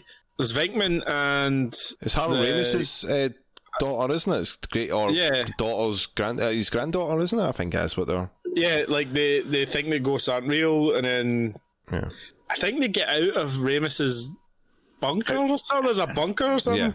How can they think they're not real? Surely, when the Stay Puft Man was massive in the middle of New York, that was documented. People would have seen that shit. Yeah. Like, I just think that was all like fake camera tricks or something. Venkman and Spengler. Hamish, they were all worried because they were too busy watching their monkeys and lizards fight. Yeah, that was happening one town over. Like, I'll go see this one and I will watch it, but like Ghostbusters means. Like, Ghostbusters is a huge part of my childhood with the films and the cartoon. Like, I just want them to fucking leave it alone, man. But see, like, what they've done with, like, the Stay Puft Marshmallow Man. Have you seen that in the trailer? Have you seen it? No? No. No. So I like don't see it. basically like the one that they sort of released was Paul Rudd was like picking up some food, but something was going on. There was like some ruckus, and marshmallows came to life, but they were all like mini marshmallow men, the Stay Puft Marshmallow Men, and they were just causing havoc. But they all look cute, and I was like, oh, at least they're having a bit of fun with this. It's a bit like the old with Dan Aykroyd and Bill Murray in that. It's a bit more light-hearted. It's not trying too hard to be funny. Yeah. But again, I was like okay, maybe it was good. 2016 film. Oh, let's not talk about that movie. Did any of you watch it? Actually watch Yeah, it? it was. Yeah. It wasn't Not even good. insult. It was just kind of mediocre. It wasn't even bad. It was just kind of like, I can't believe Alright. Ozzy was in it, and that made me sad. It made me so sad to see Ozzy Osbourne in that movie. And Chris Thor, Hemsworth. mate. Chris Hemsworth, yeah. Well, he was great in it. Chris Hemsworth was fucking He great was in it. quite funny. But The one scene that he just like, there's the introduction to him, and he was like, talking away, and he was scratching his eye while wearing glasses, like right through the lens, like showing that he had no lenses. Like, that's a joke from the original though. Yeah. Like with the secretary in the original, like she did that. She like used to like lift up her glasses or like move her glasses up with a pencil like through the lens to see that, like, and it just was, it copied too much, but didn't really get the spirit. If you know what I mean, Yep. it just wasn't that great, and like that's why I don't trust them enough to make this version. So I mean, like, it's good to be apprehensive about this because you don't want something. You do want movies to succeed. You do want to see a good movie. No one wants to go out and watch shite. No one wants to be playing a game and be disappointed by it, or like, I hate playing this game. I think it's more that if you've been let down before, what stops you from being let down again? But this one looks like it's got a lot of heart. It's got Paul Rudd in it. It's got Ant-Man. yeah. Yeah, I do like Paul Rudd. Crap Well- bag. So. we all like Paul Rudd. Paul Rudd. Paul who? Rudd. They call him Paul Rugg. I might have went to say Paul Rudd, but like I said, I tried to pull it back at the very end. Do you know? Do you know? I Rudd. actually watched Role Models like a 2 weeks ago with like Jason and Angie, and I forgot how good that movie was with Paul Rudd and Sean William Scott. Yeah, that was quite good actually. Yeah. You know, with Yeah, the it was Kiss a good one, soundtrack. That's a great McLovin movie. in it as well. McLovin, he was, with the LARPing, like Hugh's favourite thing to do on the weekends. Yeah, I go out and like pretend I'm like a, I don't know, medieval fighter. Yeah, I'm not 100%. Yeah, that's how much I love it. yeah. That shows you how much you're not going to be king ever. Nah, he's not king material. He's not even hosting material. Clearly. Hold on, I think we made this joke the last time. Right, moving on. Moving on. on. We are going to the news, boys. We are going to the news. Right, I'm going to run through this pretty quick. There's not a lot to say about it. It's just what's been happening. Yeah. That's what the news generally is. There's not a lot of opinion about it though. There's just it's What it is, and there's nothing like, it's more of like, this is coming soon, and this is like what's happening. It's kind of, what will happen. It's more a PlayStation Studios game is coming to the Xbox. MLB The Show is coming to Xbox, which will be weird because you can load it up on Game Pass and it'll come up the PlayStation logo. Are you baseball fans? No, don't care, but like I just think it's a weird thing. Like, I think MLB own obviously MLB own the rights to the game, but PlayStation develop it. Mm-hmm. So MLB just went, fuck it, we'll just sell it on Xbox as well. So a PlayStation developed game coming out on Xbox, kind of interesting. See what else comes out for it. I'm not going to play it. Don't care about baseball. Dom, But it might be a nice, like start or something. Dom, you don't care. No, 3 strikes, I'm out, mate. Let's go. Oddworld Soulstorm, we talked about it earlier. It came out on PlayStation Plus this month when it's brand spanking new. Yep. This looks to me as a reaction to a lot of Game Pass stuff. Definitely Like, feels like that, doesn't it? It really does feel yeah. like that, especially with the upgrade to Final Fantasy VII for free for people as well. When Square Enix have got a habit of charging you for, upgraded games and DLC stuff. Like Royale Edition for 15 and stuff like that. Like, Yeah, it feels like it, man. It feels they like will charge you for it. Yeah, it does feel that Sony are just like, here, fucking just give us it. Just give us it. It can only be a winner for us though. Like, these games will come to Game Pass, they'll come to PlayStation Plus. We don't have to pay £50-60 for them anymore. Yep. Like, we get them. Just feel like it came out of nowhere though. I love the Oddworld games, and this just was like, oh, by the way, this is out. And I'm like, what? Yeah. I'm usually up on my boy Abe, you know what I mean? But it did come out. It did feel like it came out really fast. Like the trailer came out maybe January, February, when they had like the Sony conference. Yeah, the state of play. we talk about it, and then it just kind of. Yeah, and it just kind of came out. I think it was like, I think you're right, Hamish, about 2 months later, and it came out, and it was like, what? Wait, what? It's fucking dropped? Yeah. Dom will tell you how good it is in like a week or two. Yeah, I'll let you know, like, if it's worth it. Do you know what? I'll just It's always free, say right mate. now, It's definitely worth it. Yeah. Yeah, it's like, it's definitely, I would never be the type of person, but no, do you know what? Keep the free. I'm okay. Okay, Hideo Kojima's next game is rumoured to be developed and published on Xbox. What do you think of that? So, is this going to be another Death Stranding game? Is this going to be... Can it be, mate? Oh, no, I mean, like... Sony own Death Stranding. Or do you mean that kind of style? Yeah, that kind of style. Is he going to just basically... Or is he going to try to do something completely different? Is he going to try to do horror? Because we know that Konami has been in talks for a while with Microsoft. We don't know if it's going to go through. I mean, we've already been talking about how, you know, Hugh, you're very like adamant that it's a whole different company that's going to come through from that. But they could essentially be like Xbox is the place to play Pro Evolution exclusively. They could be, you know, there could be like cases of like, give us the PT stuff. We'll have that on Microsoft. We'll have that, and then everyone's PlayStation 4 that they have on eBay has got the PT on it. We'll just go away then because you can't get it anymore. I would like it to be a new Silent Hill if they are doing that. But if it's Kojima, it'll probably be something with mechs and shit. It's really hard to tell because he's not a predictable guy. He's, you know. He could come out with anything, honestly. It could be similar to something he's done before. It could be completely different. Like, see what you said there, Hamish, though? He's not a predictable guy, but he does predict things. That's like, it's very unique, like when they had Metal Gear Solid 2 about memes and how, you know, the internet DNA and everything about that. Death Stranding about how people wouldn't be able to go outside and you have to deliver a bunch of things all the time. Yeah. You know? He might be making plastic cog fluid, mate. Yeah. For the Xbox, and it'll be like just this really shitty version of Metal Gear Solid, but you know.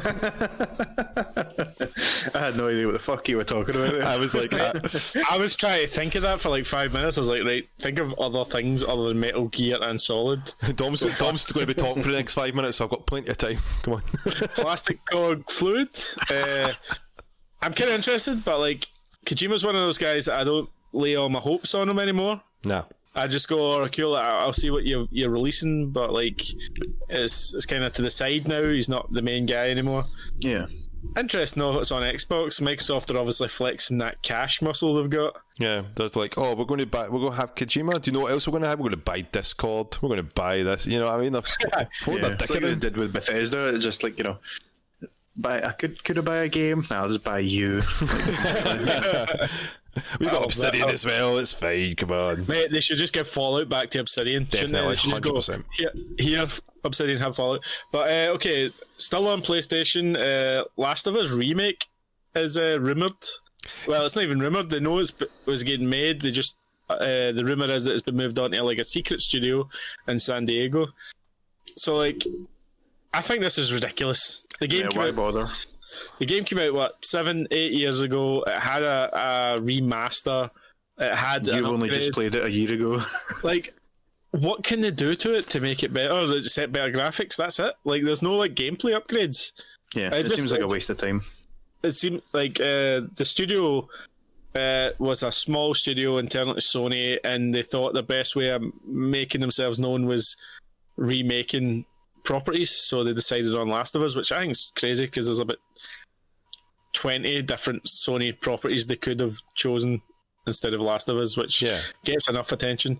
See, but, like you were saying earlier on about like executives not knowing stuff, that just it harps back to that. It's like, what game did really well? The Last of Us.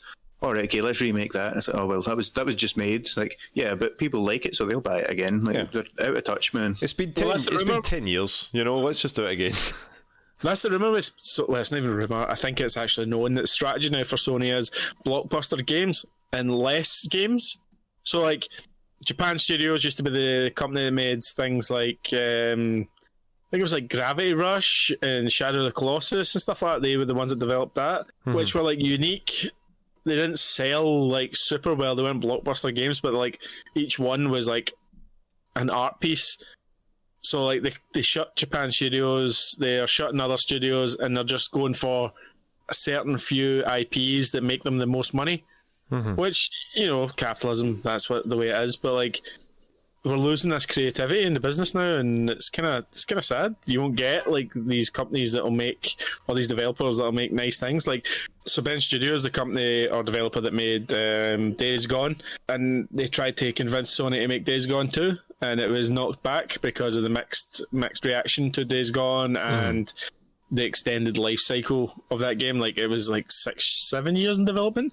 So they were told to make the new Uncharted or DLC to other games, and a lot of the main creators in that company left. They all like kind of decided that that's not what they wanted to do, so they left. So Sony's strategy now is blockbuster games. It's IPs that make money: Spider-Man, Uncharted, Last of Us, Ratchet and Clank. So the company that we, you know and love, that did a lot of crazy stuff, and some of it stuck, some of it didn't. It's maybe gone now. It's maybe fallen into the EA way, where like, what, you got 4-5 IPs and just fucking milk them till they're dead.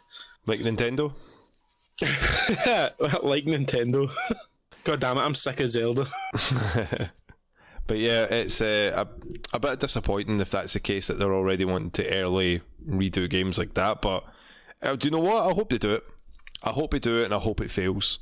And that's nasty of me even just saying, do you know what? We don't want things to fail, but when it comes to this is just sheer greed. I mean, Last of Us came out on the PlayStation 3, and then they had the remaster that came out on the PS4, and then you could upgrade it onto the PS5, but now they're going, we'll make a PS5 edition? Really? It doesn't make sense, does it? Like, what can you get from that game that you can't get from the PS4 Pro version? Exactly. Yeah. You know, it doesn't make sense to me. The only thing that I can think of is they redo all the cutscenes with better graphics and have like Nolan North come back in and do all his thing. Was Nolan North in that? He was Joe, wasn't he? I think so. Yeah. It just doesn't make sense. But that's it though. Like, just slightly better graphics. Like, is that worth a whole new? No, to me, game? Nah. If it's, you can only do things worse if you do that. I think you take away from the charm of it, because it's, you know, it's isolated in that part. I mean, I always bring it back to the example of Twin Snakes, Metal Gear Solid. Yeah. That remake, sure, it looks pretty. It has some goofy stuff that happens in it. They redid all the voice acting in the codex, which is like a major part of the game. The voices have changed because they recast a few people. David Hayter is still Snake, but his takes were completely different from the PlayStation version, where it had that raw emotion between him and Colonel when they were having their, like, when you find out all these things that happened in the past and what happened, why the real reason he was sent in there. But it comes across as, well, in the new version, very like, oh, you betray me? Oh, okay. Where in the other one's like, what the fuck is wrong with you? I served you. You know, there was all this emotion that was put in because the direction was a lot better. You lose that focus, I think, anytime you try to do something like that without really thinking of what you're repeating. Especially, it's not even 10 years, has it? It's not even been 10 years. Jesus Christ. Next thing you know, they'll be like, oh, we're bringing back Iron Man. You're like, what? No! It'd be different if it was, like, oh, we really want the new generation of people to see this game, but, it's the same generation. Like, aren't we? If there is a new generation, I've got no problem with going back that recently to play a game. We've also got a TV series in the works. We've also got, you know what I mean? There's all these other factors. It makes no sense. Makes no sense to me. I don't get it. I wouldn't play The Last of Us again, especially just with graphics. Like, just the graphics upgrade. But moving on for that, Deathloop has been delayed, Dom. I know you were disappointed. I am disappointed. I was looking forward to this game. It's a timed exclusive on the PS5.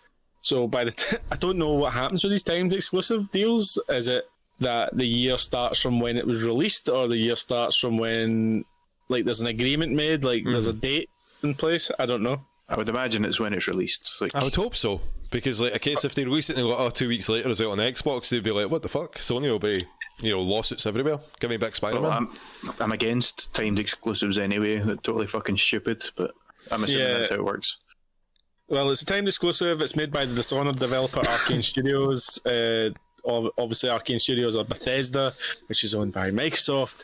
So, like, they're saying it's COVID that's caused this, which we're going to get this for the next 18 months probably. I'm sure we talked about this last time. Yeah. Where there'll be like a 4-month period where we'll just get banger after banger coming out, and we won't have time to play them all. But yeah, that's kind of sad because I was looking forward to playing that because I've got barely any next gen games to play. Pac-Man 99, Dom, have you been playing that? I haven't downloaded it yet. I will probably download it for next week's and let you guys know because I do enjoy the 99 games. Mario one was okay. It wasn't as fun as Tetris, but then I like Tetris. Like, I think that is a great concept because it's so quick to play, and you could just, it's squares. Just make squares, like line the blocks. Do go away. With, it's just pick up and play. Yeah, where Pac-Man, you're just popping pills and eating ghosts. It's good times. Waka waka waka waka waka waka waka waka. But it looks like it's taken a lot of influence from the arcade games that they've released, like on the 360 arcade, where it was like you have the super versions where you can get a bunch of ghosts, and your idea is like you're going to eat as much pellets as you can before you get the big one, and then you eat a bunch of ghosts and get the superpowers, and you just like completely destroy them, and then it'll just drop all the ghosts onto the other people. These games are meant to be simple, you know what I mean? It's meant to just be Tetris or just Pac-Man. Like, it's a bit of fun, bit of crack. That's what you want. Right, Dom, one of your favourite games of last year, Streets of Rage 4, is getting premium DLC, Mr. X Nightmare. Hugh, it's getting free premium DLC. Is that freemium? Free? It's free. It's a free upgrade. It adds 3 playable characters. Estelle, one of the bosses that were in the game, I think, is she the cop? She's the cop, yep.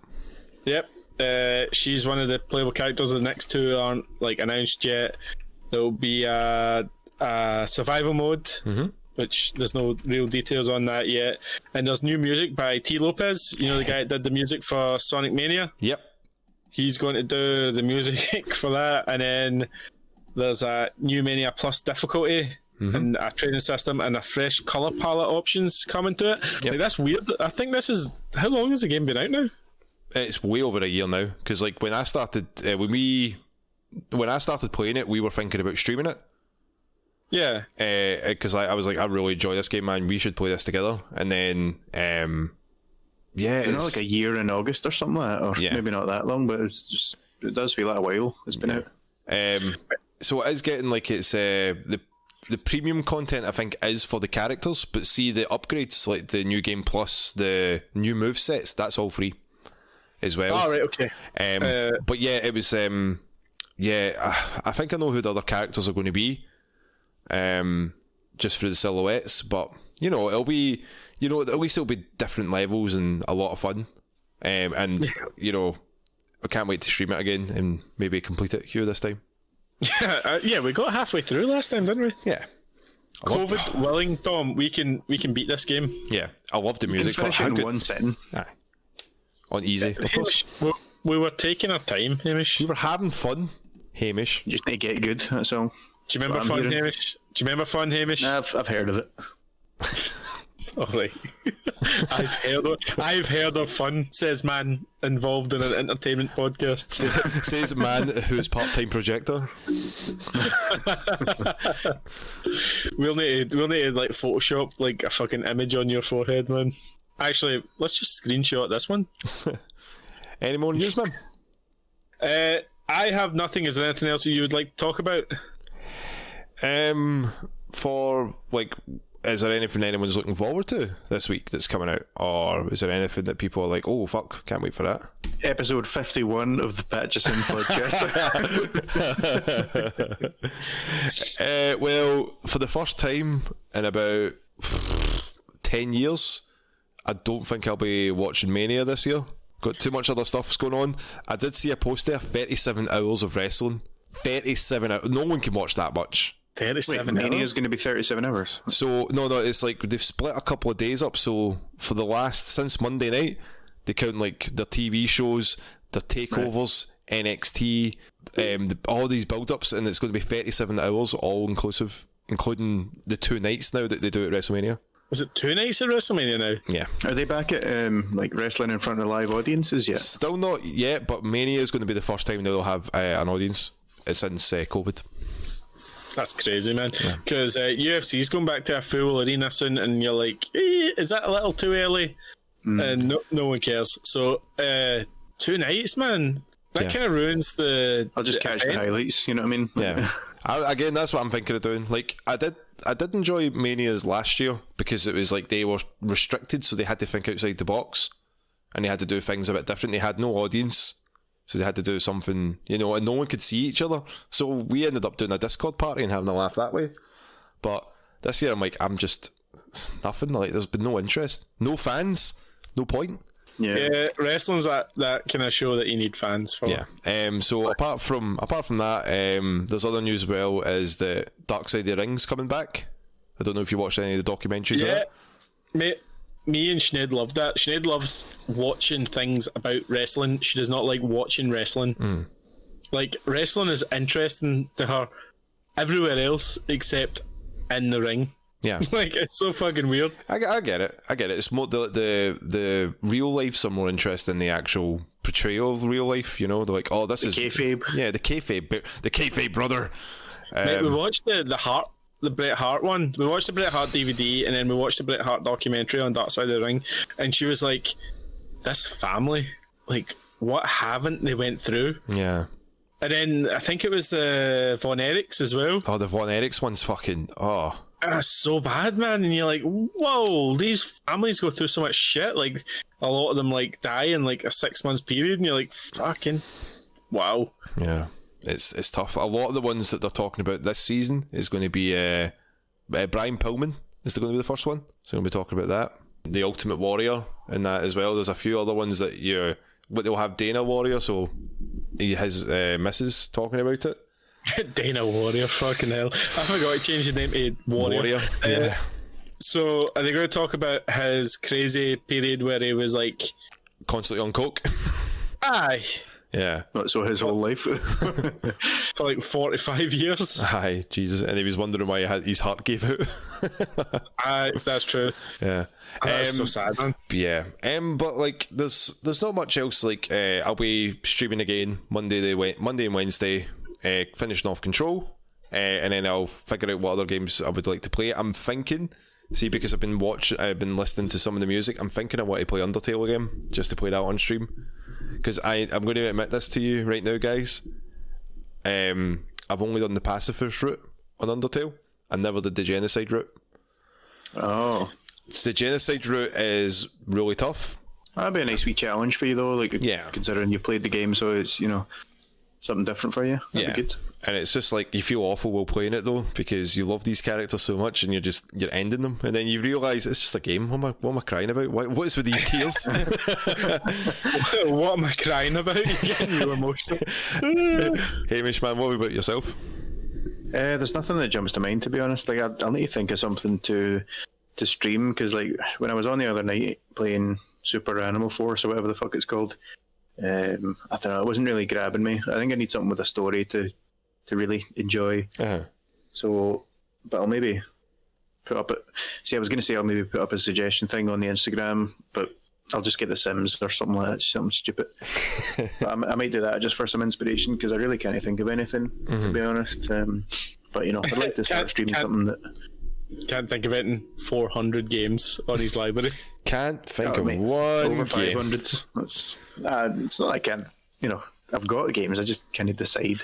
Why don't you go onto the Xbox has got that surprise me option? Why don't you go onto that and see what that's that's all well and good. That's a great idea, but it's too easy. You click surprise me, and then it's like, oh, how about this now? I'm like, nah, what else you got? And you just sit there for like half an hour hitting surprise me, and you basically just look through their whole library, and it doesn't make any difference to you, unless I'm really convicted to go down to the first one that they decided. But I think it could be something shitey here. Zero willpower, Hamish. It's nothing to do with willpower. I need something that engages the fans here, and not like your shitty Japanese games. Just my critically lauded RPGs. Yeah. Yeah, well, What about Sorry, what were you playing the other night? Super Animal Squad or something like that. I think it's called. I don't know. I can't remember. Check it on the toilet game. Check on the toilet. Hugh, what about yourself, man? Anything you're looking forward to? I want to complete Yakuza this week, and I'm going to stream. I'm going to put up a few options on the Instagram, see what people like, or I might just pick my own fucking thing and fuck everyone off. So, Whoa. you'll see the announcement Tuesday morning anyway. And we'll see who watches. Yeah. 3 hours of me playing maybe Hellblade: Senua's Sacrifice. Maybe. That's a good game. I think we do also have a couple of questions though, Hugh. Oh yeah, Hugh, we do. Let me check the Instagram. Terrible host. We have questions, Read them out, Hugh. but we don't have questions. We have questions. We've got 2 questions, and I'm just going to say this, but I didn't write these questions. This week. Yeah, this time. Yeah. From the good friend of the podcast, Tam. He writes, "When is the night? Hugh will love it." So when is the night, Hugh? Tomorrow night. Are you going to explain what this is all about? Is it something to do with the weekend? I have no idea. Is this the night that belongs to lovers? I don't get it. I don't know. I'll need to ask him. He didn't give me any more details other than when is the night in brackets. Hugh will love it. I was assuming this would be an in-joke with the 2 of you. Do you really not know what he's talking about? Damn it, Tam. I'm cussing you out of this podcast. Anyway, what's the second question? From friend of the podcast, Ross. Mm-hmm. Not Big Ross, small Ross. You say you call these steamed hams? Steamed hams. At this time of year. Yeah. That's the Aurora Borealis, mate. You can have steamed hams anytime you want. Yeah. Right. That is both. It's what we call hamburgers, Hugh. It's both of our great questions. You didn't give an answer to either of them. I don't think either of them warrant an answer, to be fair. That's true. Come on, listeners, get the questions in. Remember, you can always do that and send us a little DM through our Instagram at PatchesInOfficial or on our Twitter at PatchesIn.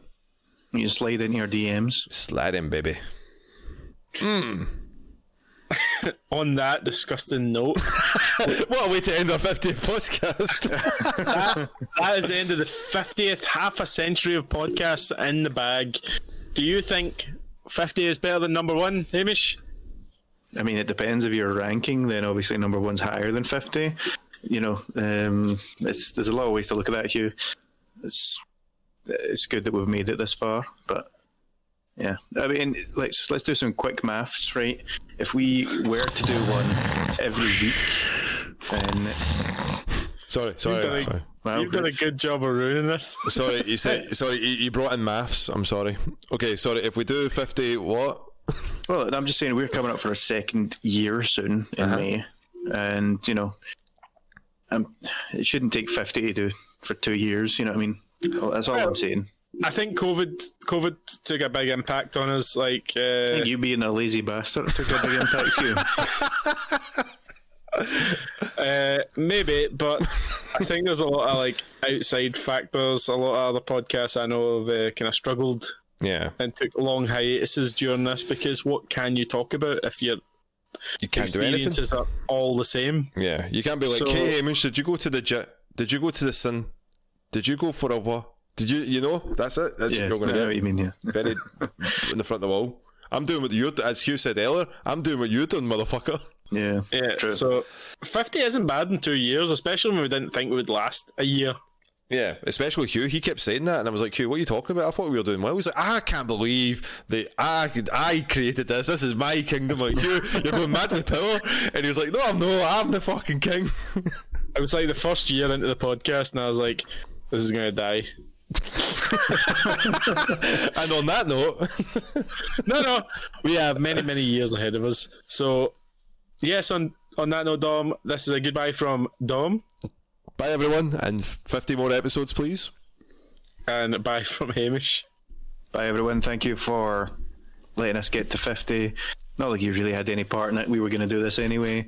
But I feel like I probably should thank you guys if you've been with us the whole time. Even better. If not, then what's wrong with you? Like, just stay with us for another 50. Damn. Or else.